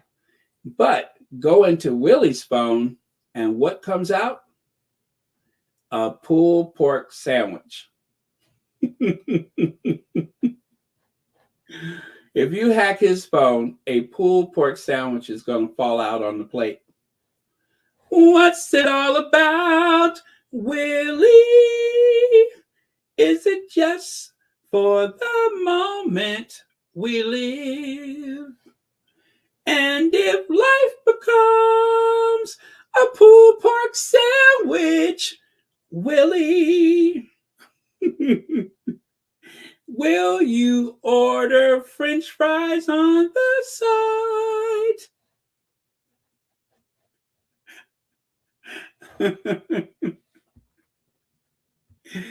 And if Only fools are kind.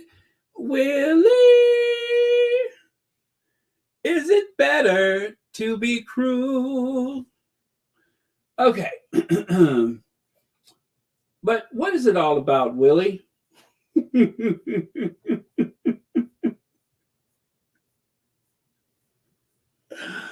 Oh, let me see. Um, William didn't want Dan's pulled pork sandwich. And to be fair, Dan doesn't want it either. I don't know anybody that wants it. Thank you very much. Judy Mataza says that chin, Miss Hathaway, Beverly Hillbillies. Yeah, I know. It does kind of remind you of Jane Hathaway from the Beverly Hillbillies. Chief, Chief. I used to love the way she would call Melbourne Drysdale Chief. Chief, Jethro has just joined the Commerce Bank baseball team. Oh, Chief. Miss Jane Hathaway. Love her. Thank you, Judy Matasset. Let's see here. There and there. Okay. All right. All caught up. Very cool. Yes, what's it all about, Willie?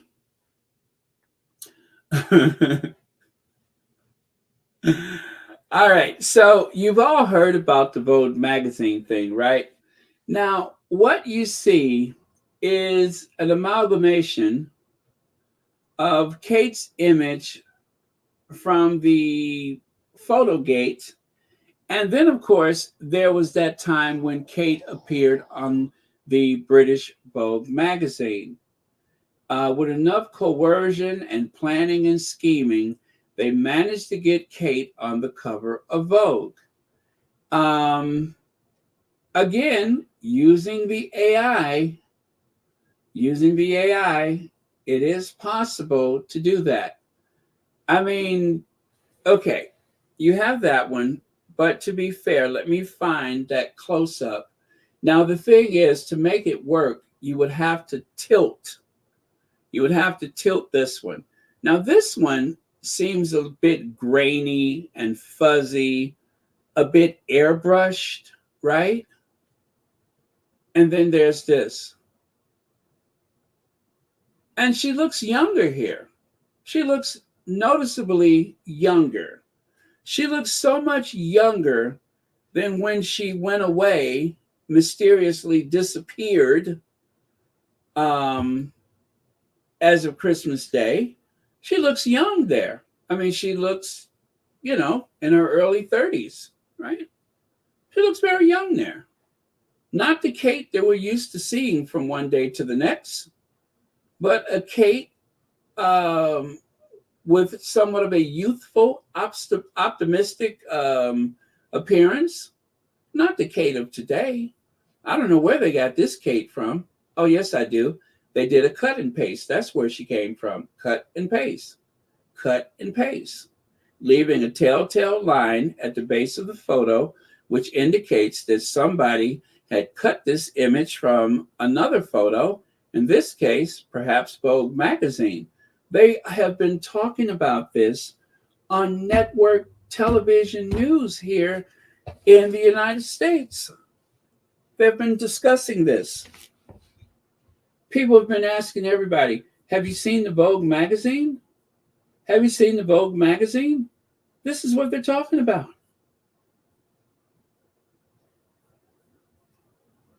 But again, you have to tilt the image maybe about 10 degrees. You have to give it a tilt to make it work, but not too much because Kate always had that head hanging over to one side anyway, especially when you ask her a question or give her a mathematical equation to answer. She tends to tilt that head and start listing to the right.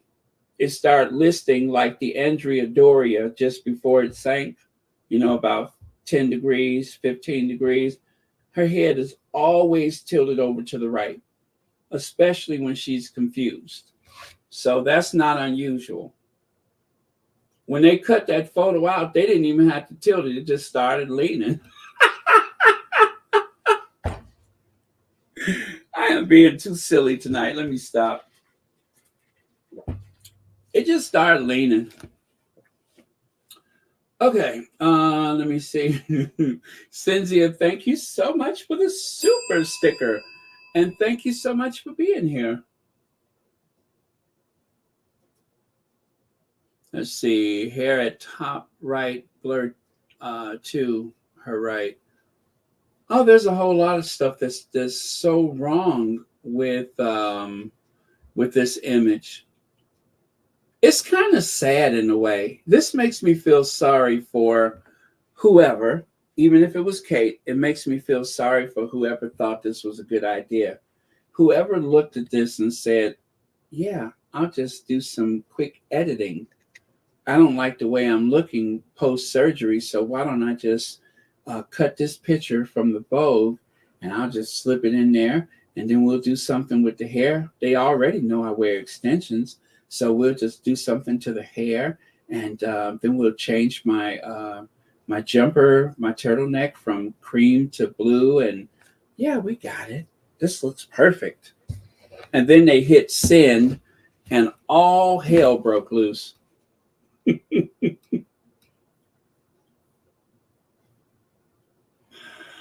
Oh. Let me see here. Yes, that is an Adam's apple. That is an Adam's apple.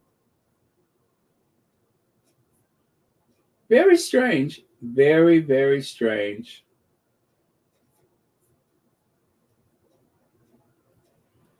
Now, you can see here on the left side, and again on the right, there's that close up. And again, every time you look at that photo, you find something else. So far, they have clocked 17 issues with that photo, some of which I can't show unless I crop the photo and enlarge it. Then I could show you this strange line, a line that is that goes through George's shoulder. It's like you can see where the pattern of his jumper doesn't seem to line up. The fuzzy knee on Charlotte. Charlotte has a fuzzy knee, but again, you have to see it enlarged to catch it. But there's a lot that went wrong with that photo. A lot. Yeah, it started listing when they ask her a question and she doesn't know the answer. Her head just starts listing like the Andrea Doria. When the Andrea Doria sank, they thought they abandoned ship pretty fast because they thought it was going down. Well, it remained listing for, I don't know, 24 hours or a couple of days before it finally went under. And so whenever I see her with that head listing to one side, it always reminds me of the Andrea Doria for some reason. A big empty passenger ship that once was the pride of the Atlantic Ocean, carried so many people from the old world to the new, and then all of a sudden it was just this empty, hulking piece of metal listing in the North Atlantic off the coast of Newfoundland or wherever it was. So it's strange how someone can remind you of a sinking ship, but I digress.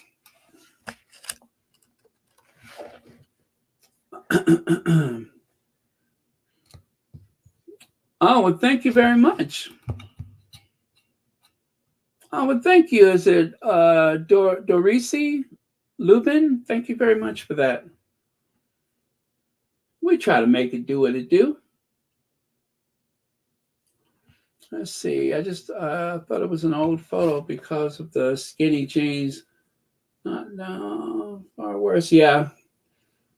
Yeah, people are saying because of the Adam's apple that it may have been a photo of William, and that as they layered image, because what we see here is a bunch of editing. There's 17 points of interest with this photo.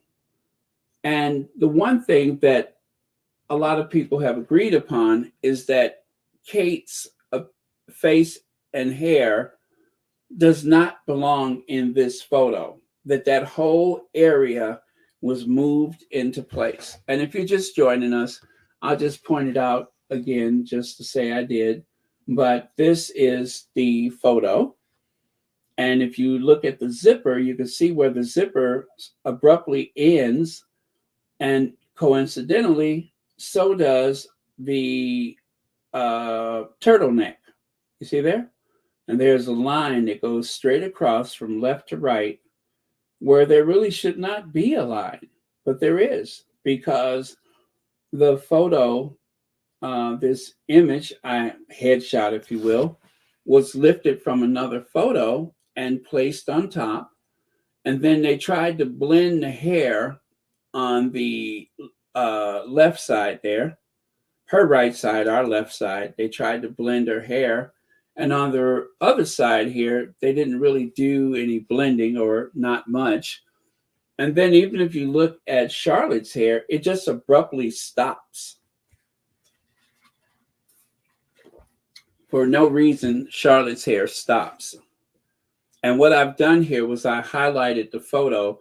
I played with the tone and texture of the photo, which took it from this to this. And then I'm going to point out one more thing. Notice that out of everybody's image there, let me go do that again. Nope, I'm messing up. There we go. Everyone seems to be looking straight ahead, except for Kate, who appears to be looking ever so slightly to her left. Ever so slightly. Why do I keep doing that? Oh gosh, let me go back. Okay. Ever so slightly to her left, whereas the kids are looking straight on. I know it's kind of hard to see it here, but the kids are looking straight on and laughing at whoever's holding the camera. And you know what would cause someone to laugh? You know, when you look at Willie, sometimes William has like 3 or 4 hairs on top of his head that just keep dancing. You know, they look like they're doing the rumba and the cha-cha. He always have a few hairs that seem to be dancing with the breeze. And that can be a bit distracting and even whimsical. And for a child to see those 3 or 4 hairs, you know, everybody samba, samba, samba, samba, lele. You know, you see that hair doing the samba and you can't help but laugh. I mean, it's funny, it's cute. I mean, you have this rather bizarre looking man who used to be one of the most attractive, most eligible princes in all of Europe. And then at some point, let's say his mom reached down from heaven and snatched those good looks away. And what we have left is an old sourpuss with those 3 or 4 hairs dancing to and fro on the top of his head. So kids like stuff like that. And when they saw it, they were just like, ha, ha, ha, look at daddy. Look at him. Right? So there you go. That explains it. And of course, I think he tries to, you know, stay calm and cool.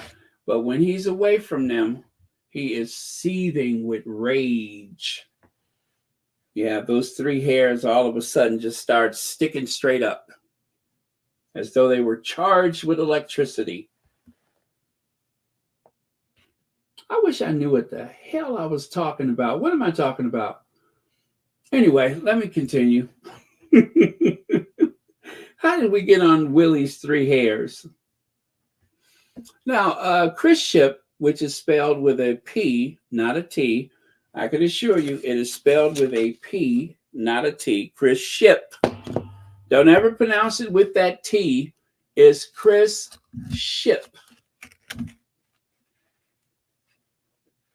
I'm just driving that home because I don't want you to be in mixed company and say it the wrong way. It's Chris. Look, oh, I almost did it. It's Chris Ship with a P, not a T. Okay, let me play this soundbite for you.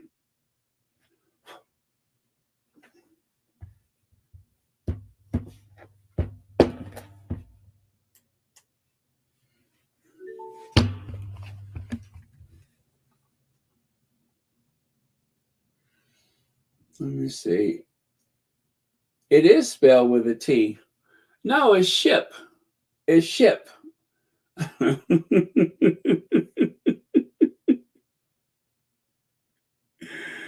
Oh man. Okay. Wait. Let me get this going here.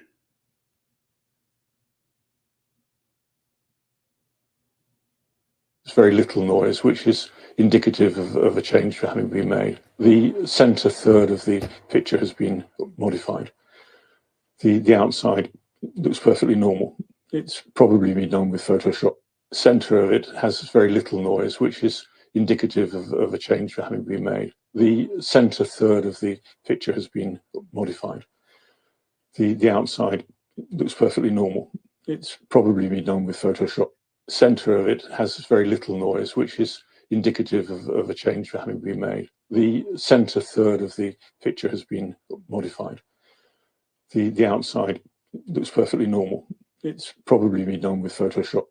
So that was someone that Chris Ship with a P, not a T, queried about the photo. And he said, when asked a forensic digital expert about Kate's photo, Ronald Curley told ITV News, there's lots of digital noise around the outside of the image, suggesting it is unaltered, but very little noise in the center, meaning the center third of the picture has been modified. And what's in the center third of the picture? Exactly what I keep pointing out. This is in the center third of the picture. This is where there has been lots of alterations. So even Whoopi Goldberg was like, oh, everybody does it. I'm sure she doesn't know exactly what they're talking about. There are people that have a general idea about this, and then there's the handful of people like you all who have had all the details laid out, laid bare, and thoroughly explained, not just by one person, but citing several people, like this gentleman right here, that says they have been fiddling around with that photo.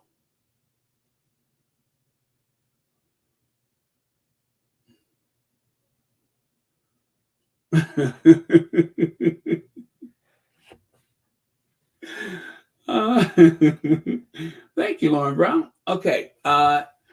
Ebony Unicorn says, why no video of Kate leaving? Only still shots. Right. And when they use still images, that means that they don't want you to know the whole story. Like, for instance, Queen Elizabeth II. When she had her meeting with Liz Truss, Queen Elizabeth II was in bad shape. But even with those still photos, you can tell that she wasn't long for this world. They usually have a video of the prime minister meeting the sovereign, right? But because of Queen Elizabeth's poor health, they had a couple of still photos, and those photos were grainy. And now that I just heard myself say that, let me say this. When they don't want you to see something, doesn't that seem like their go-to is to have as grainy image as possible so that you can't really study the details, right? It seems like when they don't want you to see something, they go grainy. And that is exactly what was said about this photo.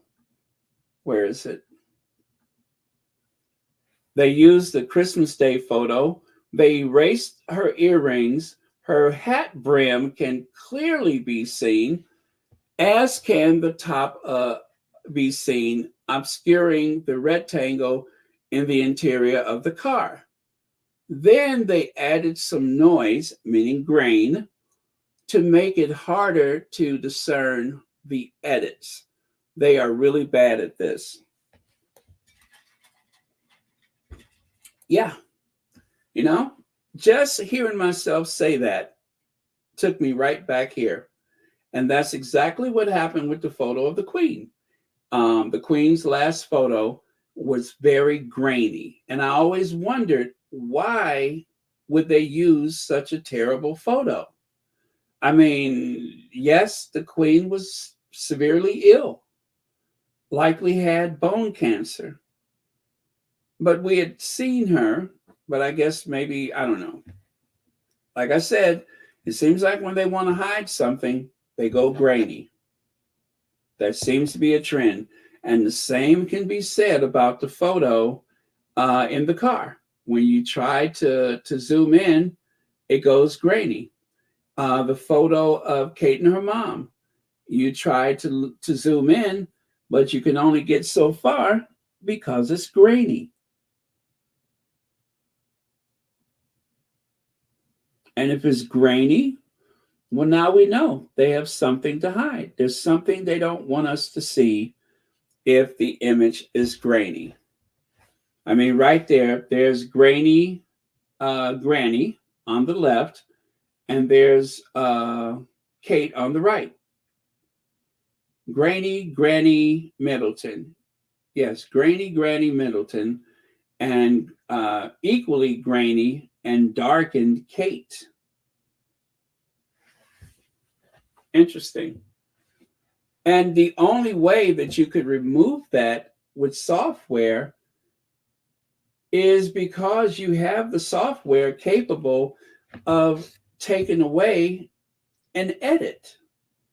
Like if you cover, you know how sometimes when you have a photo you don't want to share the person's face, or maybe you don't want to share your license plate, and so you take the little built-in marker on the app and you just scratch out that image. When you do that, make sure you do a screenshot. Do not send that original image. Otherwise, it's full of metadata. And if they can get a hold of that metadata, they can remove those adjustments, which, of course, boy, I tell you, Ebony Unicorn, you have just brought all of this stuff together.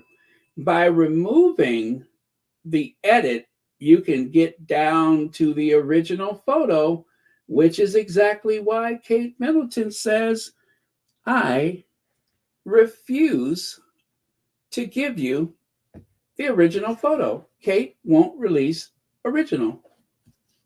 Because if they release the original, you will see exactly what Kate looks like today. And even though I'm sure that they won't share it, I would assume the AP would not share something without her permission. But they want to establish that the photo has not been heavily altered. And so Kate refuses to give up that photo.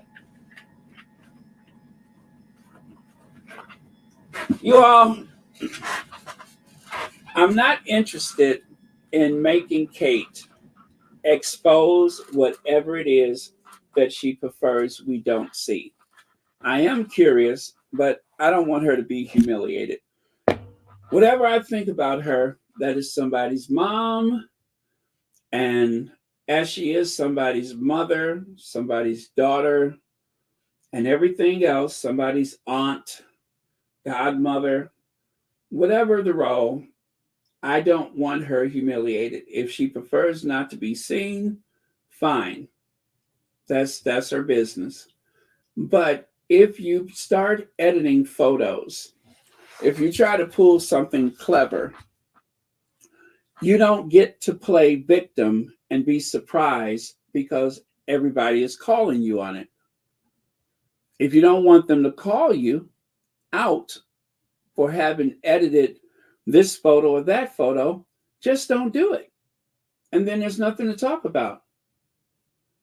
Don't release anything. You don't have to do anything you don't want to do.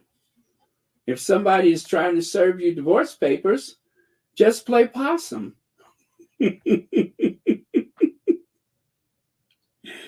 Right? If you don't want to leave, play possum. Y'all know what play possum mean, right? I believe a possum is of the marsupial family, like kangaroos and koala bears. Anyway, if you grab a possum by its tail, the possum is likely to play dead. It will pretend like it's a lifeless hunk of flesh without thought or opinion. And if there's anybody who can do that,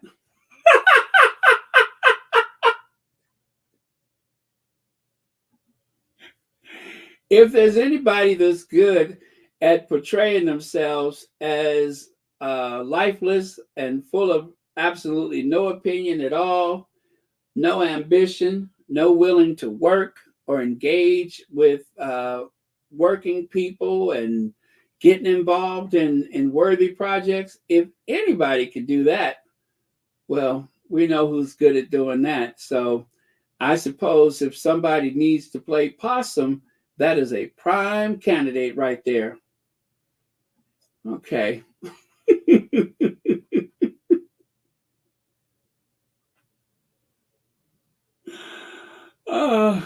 Okay, Lizzie34, thank you so much for the super sticker, and thank you for being a member of Royal Sussex. Greatly appreciate your contribution.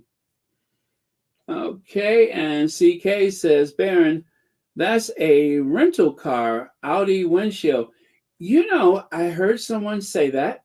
You can see on the left side there, you see the little Audi badge or sticker or whatever. And then I think that symbol up there at the top, does that also mean the same thing?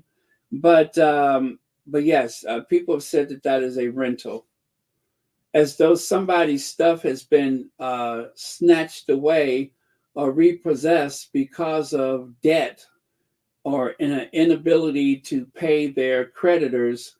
And when that happens, sometimes the banks will come and take things away from you. Right, Carol?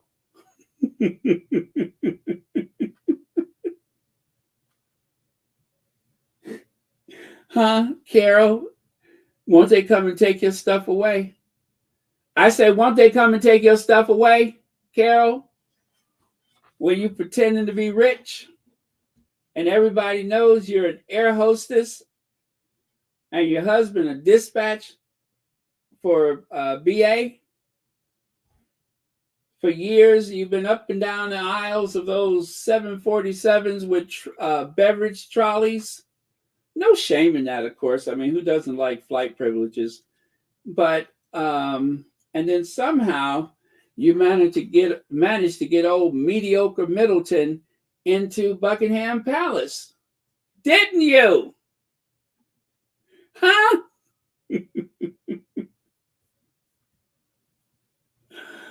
Oh boy, let me stop. Y'all gonna think I'm on that stuff. But thank you, CK, and thank you for being here tonight.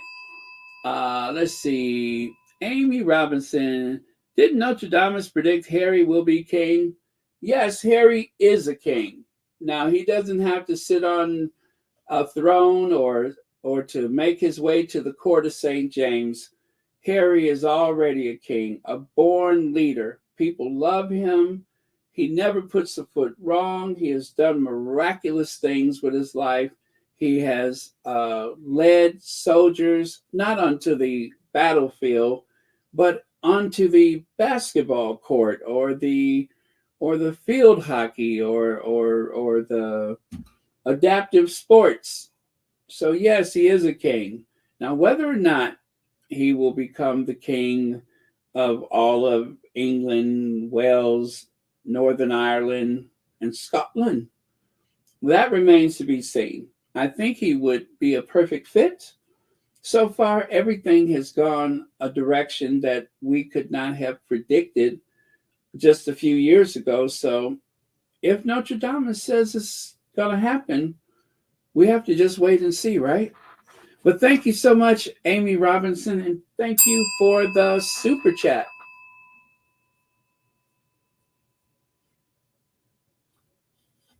Let me see. Maybe Kate's on strike. Her workload was a lot. Yeah, a lot. I mean, um, why would they expect the English Rose, the immaculate heart of Kate Middleton? Why would they expect her to work a whopping, what was it, 119 engagements in 365 days, even though the family is taking in 350 million pounds of service and compensation for their work? Why? They are being too harsh on her.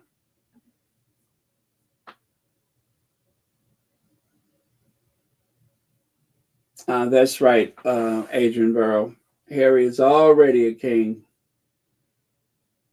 Yeah. Tried and true, a king.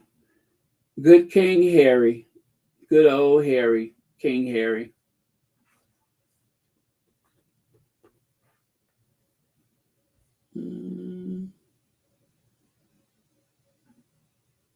Oh, what is this one? Okay. Just wondering what that one was.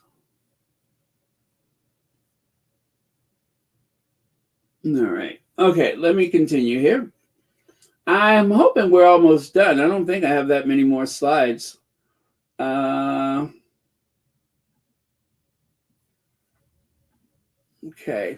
Now, digital fingerprint on Princess of Wales family photos suggests multiple images merged.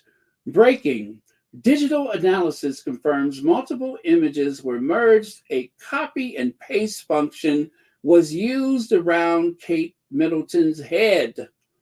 Confirms that old picture was cut out and pasted on a different body. This is deception. The digital fingerprint of Princess of Wales family photo suggests that she merged multiple images using Photoshop. Analysis of data embedded in the image indicates that a copy and paste function was used, most likely in section featuring her face. And that was in the Telegraph. Now, I want you to notice the red box that you see there. Anytime I'm quoting someone, just to make sure it's not confused with the actual article, I tend to put a red border around it just to differentiate it from the rest of what I'm sharing. So that was someone's personal opinion on Twitter, but everything else came out of the article in the Telegraph, just for future reference. And then over here, a reference to document excess ancestors in the photograph metadata suggests a copy and paste function was used and multiple images were merged, Victoria Ward reports. A clear horizontal line stretching across the princess's chest appears to indicate that the section of the image featuring her face was cut out and replaced, not exactly in line. Questions have also been raised about Princess Charlotte's jumper, which appears inconsistent in terms of its color and focus. You guys, they really, really messed up. And right now, what frustrates me is that the royal reporters, the royal Rhoda, they are working throughout the night to try to remove what I just read from your consciousness and replace it with, well, maybe, kind of, She didn't know what she was doing. She's just the Princess of Wales. This is not her expertise. But, there's a but coming out of my mouth. Do you want to hear the but that's coming out of my mouth? But any other time that Kate takes a photo, our Dutch, she's not the Duchess of Cambridge anymore, but let's just go back to when she was Duchess of Cambridge. Our Duchess of Cambridge, if she wasn't married to William, she would be a very prominent photographer. She's always taking such jolly photos of her family. I'm telling you, that's what they were saying, that Kate is the best photographer. She should work for National Geographic. She could have been at Life magazine, Pulitzer Prize winning Kate Middleton'S photos. That's what they would lead us to believe. But the minute somebody does something stupid, then they're just like, well, you know, she's an amateur. You know, she don't know what she's doing. She was just trying to be helpful. Give her a break. Stop punishing Kate. Give her a break. See how they do that? See how they do that? That's what you call flipping the script. They're flipping the script. So analysis suggests that the photograph was taken on Friday. The first save was made at 9:45 p.m. on Friday night, with the second at 9:39 a.m. on Saturday morning. The image was saved in photo editing software Adobe Photoshop twice on an Apple Mac. It was taken to Adelaide Cottage, the family Windsor home, on a Canon 5D Mark, IV, which retails $2,929.99, and used a Canon 50 millimeter lens, which is priced around $1,629. What am I saying? Dollars, pounds, and 99 cents. Now, who, pray tell, is an amateur photographer, unless they want to try to make you think they're important, who could be a Pulitzer Prize winning photographer that would have the resources to spend that much money on a camera? Who, pray tell? Kate. Kate,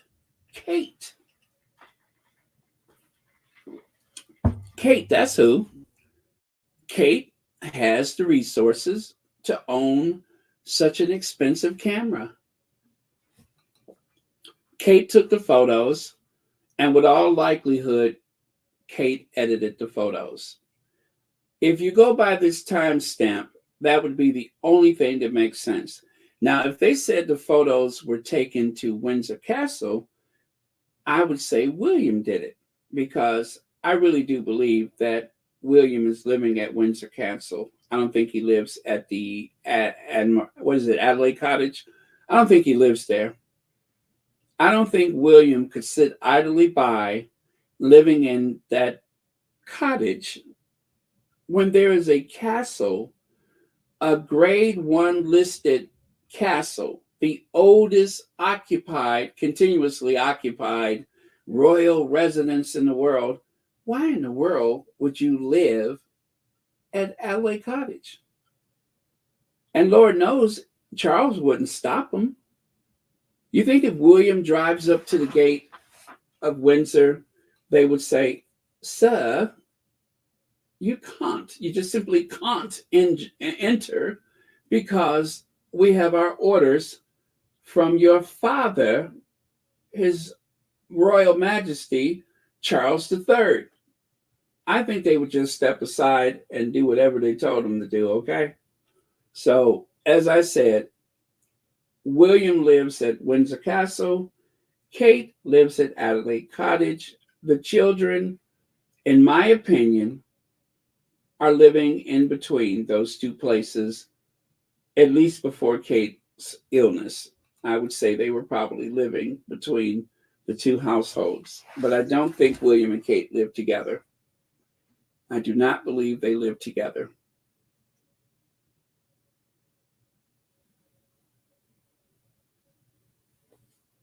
Let me see.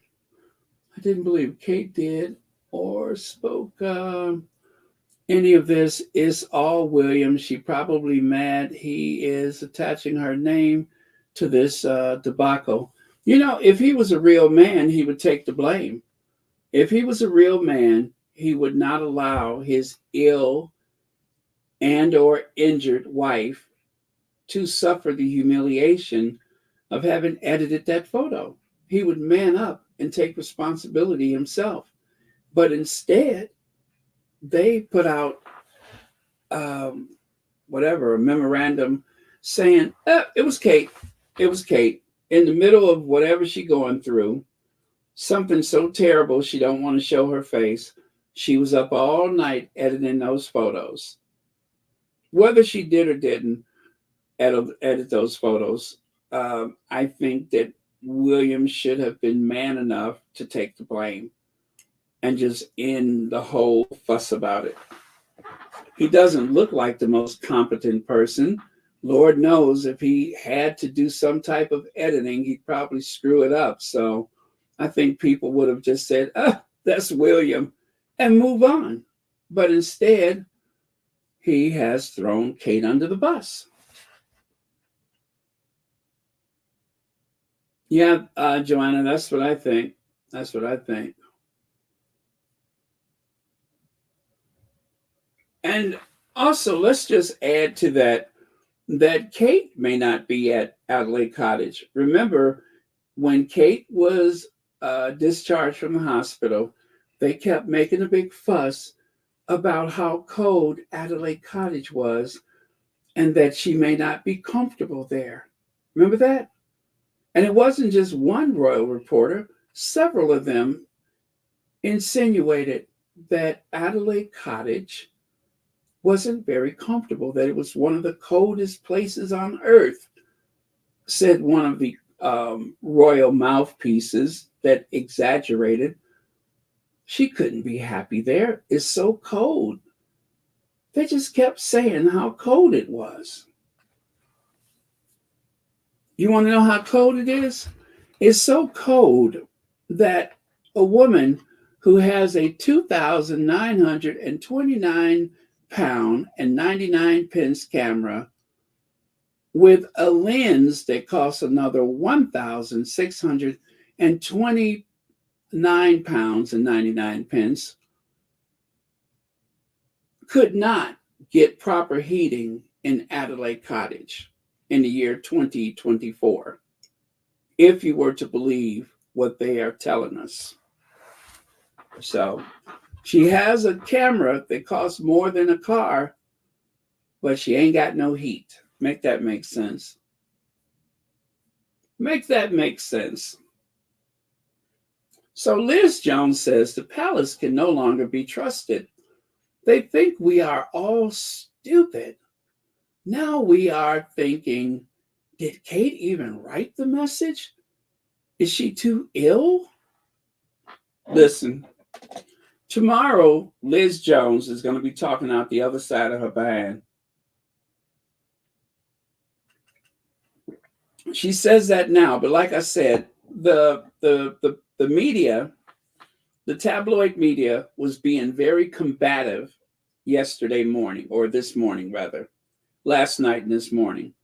But today, they're trying to help make a case why we shouldn't pick on Kate, why we should stop talking about it, why we should give her her privacy. Those same people want to make sure that Kate is protected from prying eyes that may be suspicious or find it suspect that she could have possibly have, edited that photo. Yeah. So there you go. Wow, I can't believe it's still 1,645 people here. Oh my God, have we been on for 3 hours? Oh my God, it's been 3 hours, y'all. How come nobody told me? Let me wrap this up.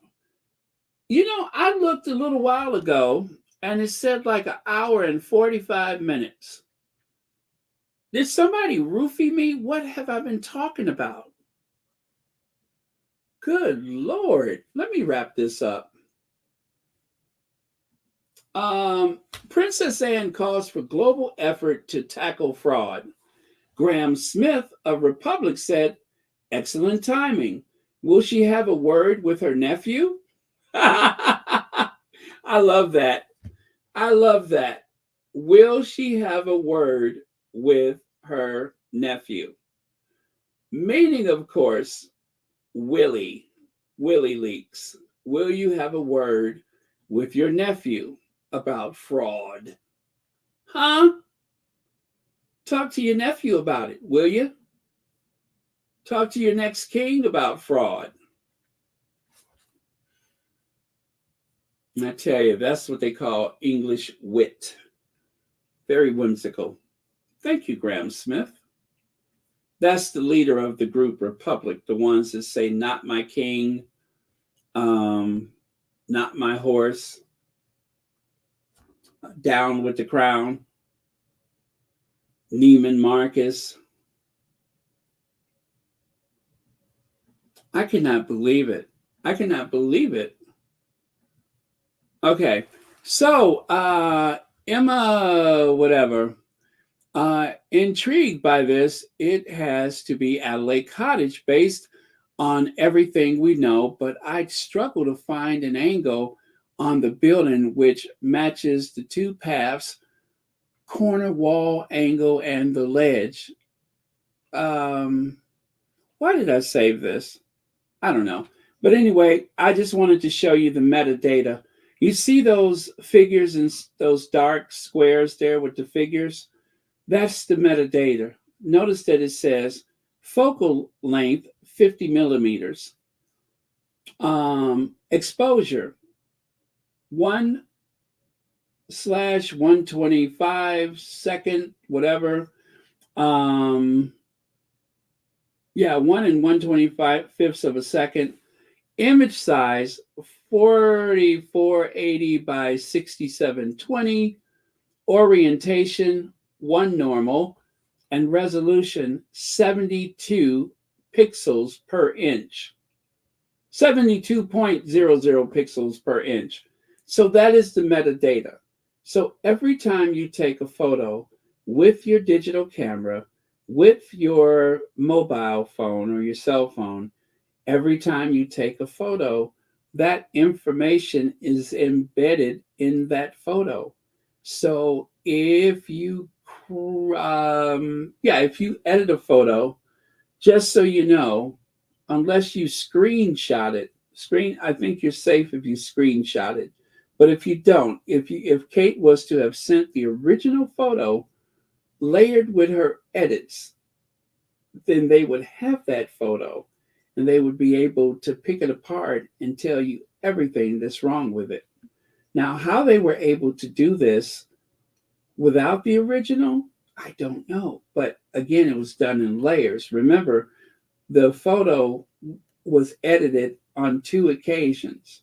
So that I'm still confused about. But this is what you need to know about photos you share. If you call yourself pasting an image or scratching out or using the marker feature to hide or conceal something, like for instance, what if you have an eggplant? You're sending a photo to show how you've been working out, and you had an eggplant in the photo, and you decided to, cover it up and then send the photo out. Just so you know, there's some people who have the skill and technology to remove that cover and expose the eggplant, much to Willie's delight. Cynthia, thank you again for the super sticker. Greatly appreciate it.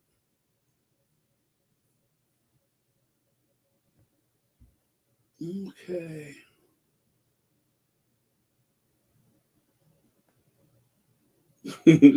You think so? Anne's gonna have a roundtable discussion on fraud with her own family. She should. I mean, she really should.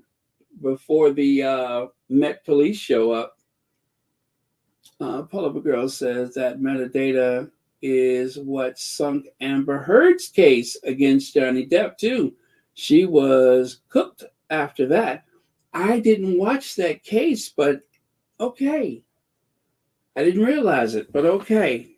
I didn't watch any of that case, but if that's what done it, well, thank you so much, Pullover Girl, because again, this is what everybody needs to know to protect their privacy. Is that there's certain things that is embedded in the photograph, and you need to know that before you send a photograph out of something sensitive or something that may be damaging. Okay?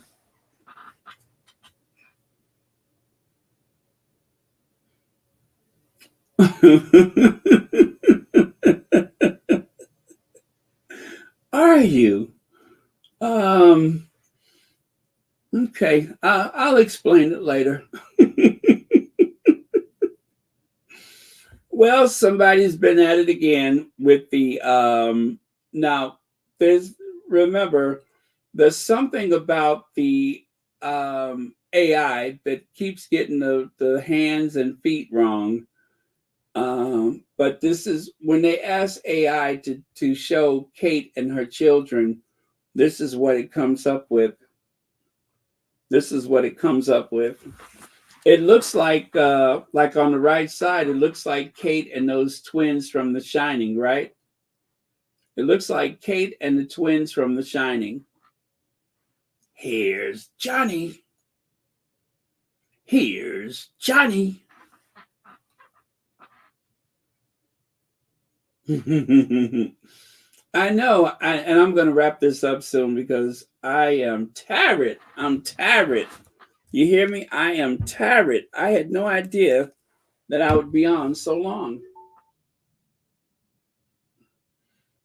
I see people have been dropping off. Well, that explains it. More important thing is, can we ever trust anything that Palace can ever tell us again? If we can't even trust a photograph, how can we trust that what they're telling us? And don't forget, these comms professionals are taxpayer funded. How can we ever trust what they tell us is true? Well, I would say the same thing about you, Emily Andrews. Emily, send in the clowns. There ought to be clowns. Well, maybe she's here. Yes, that is Emily sending the clowns Andrews. She's also famous for talking out of both sides of her mouth. She's also a notorious instigator. If you ever saw someone and you said to yourselves, I could imagine what type of child she was, somebody that instigates and plots and schemes and get people fighting each other, that would describe Emily Andrews. When what's his name? Robert Jobson. When Robert Jobson said those disparaging things about baby Archie, it was Emily Andrews that was cheering him on and laughing and slapping her thigh while he drew the anger of the Sussex squad. And because of that, on Twitter, he has gone private because he couldn't take the heat that was emanating from the Sussex squad. So that's Emily sending the clowns Andrews. How about this? Elon Musa. Have you guys seen this? It looks like there may be a love child somewhere named Elon Musa. Not from Elon Musk, of course, but maybe somewhere in his family tree, there's a Elon Musa. I wonder if he's a billionaire too, a multi-billionaire. Oh well. The only thing I can say to Elon Musa is to make sure that you don't invest with your long lost relative or something. And how about this? Mark Zakali Zama Zama, anyway, that's Mark something something. But he bears a striking resemblance to Mark Zuckerberg of the Mark Zuckerberg of Facebook, of metadata, Mark Zuckerberg, right? Of Meta. But yeah, he bears a striking resemblance to Mark Zuckerberg. Mm-hmm.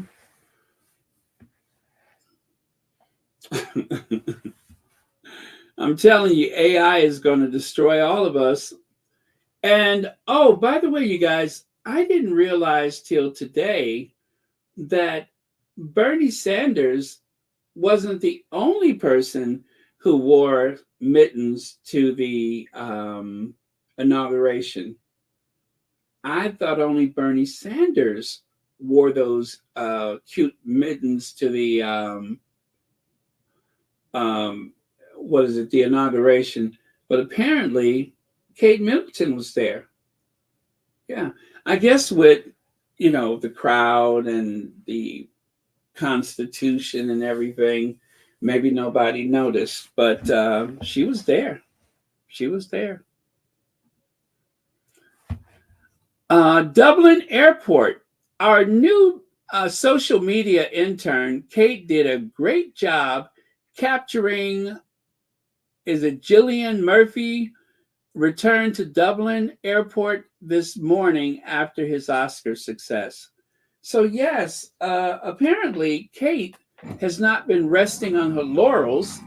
Kate has actually been keeping herself busy and practicing by doing a social media campaign for Dublin Airport. And this is actually their tweet. They actually tweeted this themselves.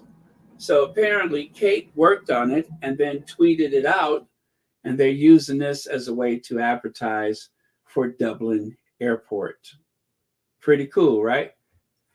I knew you'd be impressed. She's got some talent left. How much is unclear, but apparently she has some talent.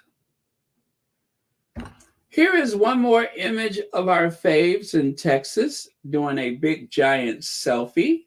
You can see Harry tan and moisturized on the right, and you can see the Duchess of Sussex tanned and moisturized on the left.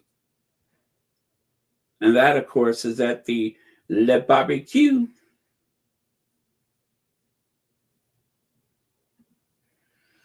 Does anybody recognize this young lady? Does anybody recognize this young lady? I'll give you a minute. In the meantime, I'll look at a couple of your comments.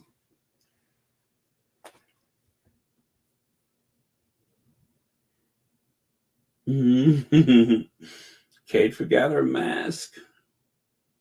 Yes, Lady T. It is Dolly Parton.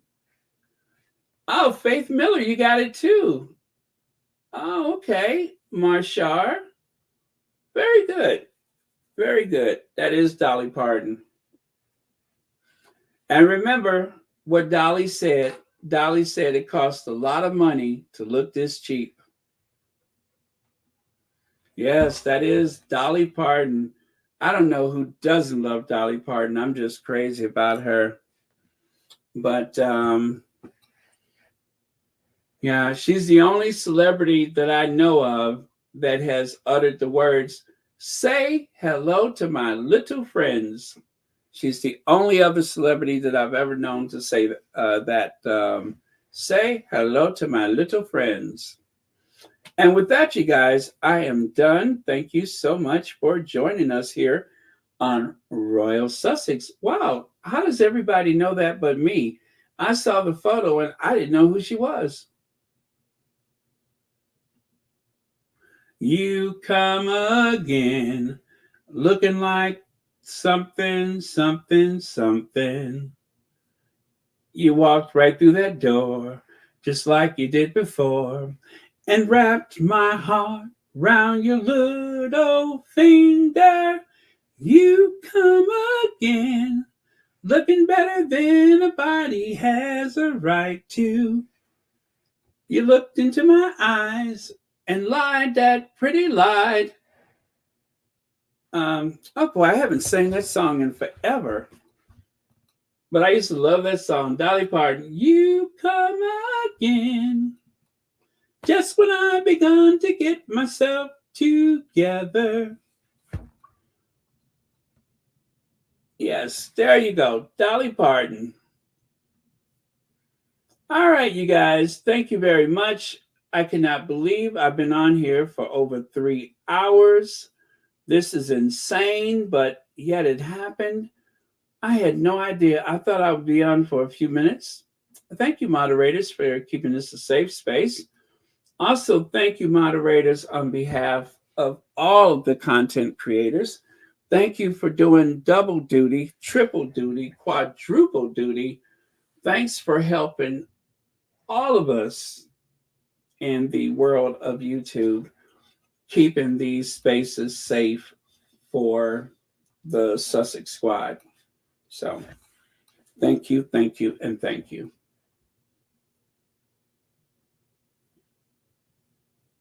Yeah, and you know what? That's what I was trying to do. What I really love is that Dolly Parton didn't have anybody have to tell her, some of the things in your theme park, Dollywood, may be a little out of date. It looks forward. It looks backwards rather than forward. And so without any big fuss, she just changed it. So, yeah, she's been very generous with her earnings. And how about that time she embarrassed one of the members of the royal family? Remember, she went over there to promote something, and all of a sudden, somebody had invited her to come to Kensington Palace for tea. And she replied, "I'd rather be bitten behind by a snagger-tooth bulldog than to sit there and listen to you talk about nothing." So she politely declined, bless her heart. And then when she went on a local podcast or radio show or something, she began to talk about the fact that somebody wanted to meet her. And she said in a very coy and yet sly, funny, humorous, and very poignant way, she said, "I'm sorry, I just don't have time. I'm here for work. Maybe if I ever come over here and I'm not working, it would be nice to have tea with you. But since I'm working, I don't have time." Could you imagine? Could you imagine which royal had the nerves to invite her to tea? Somebody who, I'll give you a hint, somebody who's never worked anywhere in all of the United Kingdom. Someone whose only proper job was serving cocktails to lonely businessmen on a yacht docked outside of the English Channel. Yes, that was the only work that they had ever done. And I tell you, if there's anybody looking for an over-caffeinated, chubby baby boomer who is bold enough to walk around in hot pants all day and tank tops, I submit my CV for hire. Okay. I want that job. I am perfectly willing to walk around in some Daisy Dukes and some and a tank top. That's what they do when they work on a yacht. You have to show your legs and an exposed midriff, all of which this baby boomer body is prepared to do in an instant. Just try to keep my clothes on me. You hear me? Just try to keep my clothes on. You have a lot of trouble. Okay, so I'm getting a little weird and punchy, so I'm going to wrap this up. Let me give you the last word for today. So today, one of the squatties shared with me that they are not going to have surgery and that they are just going to put their trust in the Lord. And of course, they're still asking for your prayers. But Jerry said that she wasn't having her surgery, that she decided that it just wasn't the right time and she's not going to do it. So again, she appreciates your prayers and your kind thoughts and everything. So thank you. And I just wanted to forward that message to you, that she's going to put her trust in the Lord and keep it moving, right? All right. So again, thank you. That was the last word for the day. And of course, whenever you see our queens, it is time to go. And I'm sure by now, y'all know what I mean. There we go. Our queens.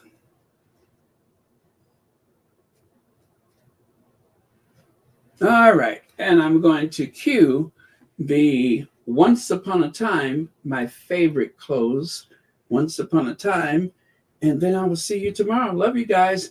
And I am going to be looking for some updates to share tomorrow because this is just too much fun. I hope we don't lose the big momentum, because, well, we got Kensington Palace right where we want them. Defensive, reactive, unsure of themselves. That's where we want them to remain. Wouldn't want them to get any confidence like they're smart or something. You know what I mean? I wouldn't give them the benefit. Okay. You come again, just when I begun to put myself together. You looked into my eyes and lied those pretty lies. And here you come again, and there I go. Okay, now I want to hear that song. I have got to find that song. Haven't heard that song in years. But I love me some Dolly Parton.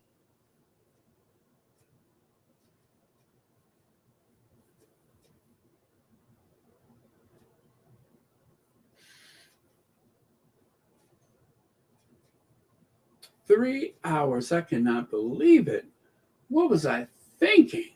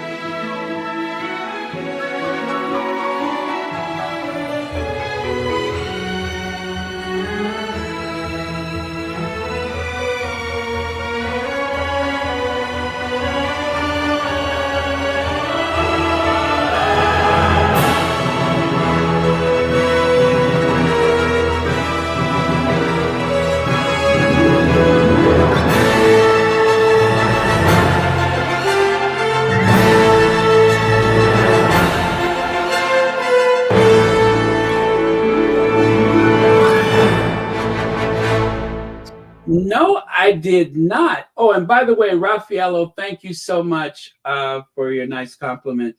But no, I did not. Did not see that. You said that was in the Metro? Let me see if I can find that. That was in the Metro. Okay.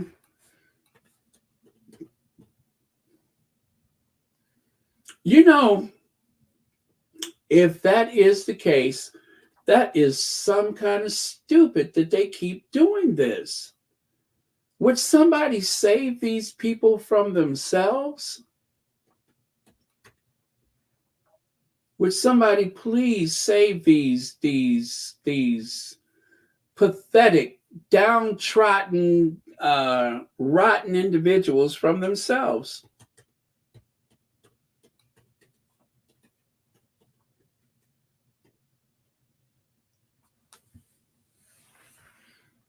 Okay.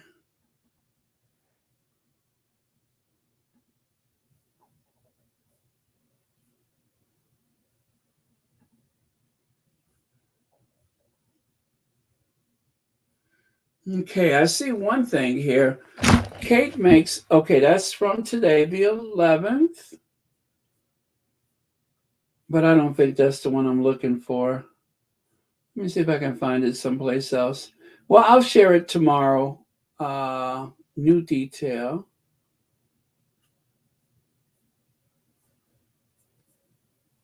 Yeah, I'll dig into it and I'll share it for tomorrow. But thank you very much. I'll be looking forward to seeing that. Woof. Very cool. Oh. Uh-oh. Let me see here.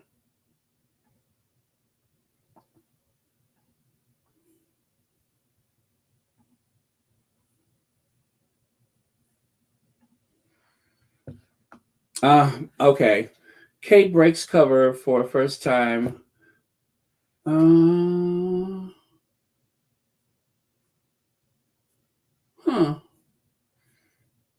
Yeah, I don't think this is the exact one. I think I had looked at this one already. But okay, I'll check out the Metro. But thank you, Legs. Good night, everyone. Love you guys. I will see you all tomorrow. You know, I just love the ending of Once Upon a Time, don't you?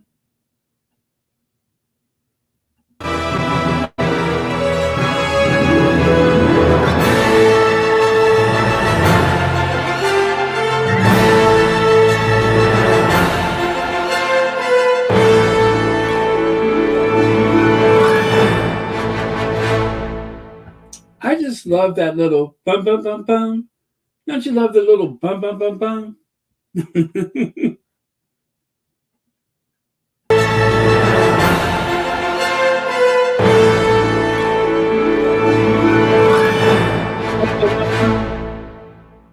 I just love that little bump bump bump bump. Marshar, you're not bump bump bumping. Now I'm going to do it one more time, so make sure you bump bump bump when it goes bump bump bump. You ready? Here goes.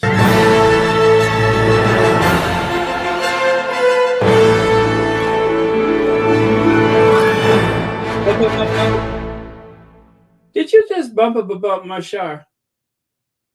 Because I couldn't hear you. I insist that you have to bump. Now I'm going to keep doing this until you bump. Now, damn it, bump. Here goes.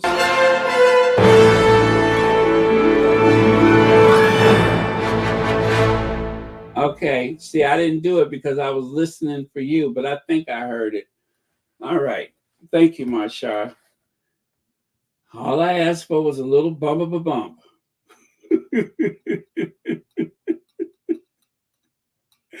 M. Covington, thank you so much for the super sticker. And thank you for being here and also for having a membership to Royal Sussex. Bum. See, I told you I heard it. It's just a little delay, but I heard it that time. I actually heard the bum. Okay, I'm satisfied now. We can all get some rest. Bum. All right. And with that, you guys, good night. Love you. See you tomorrow. Bum, bum, bum, bum.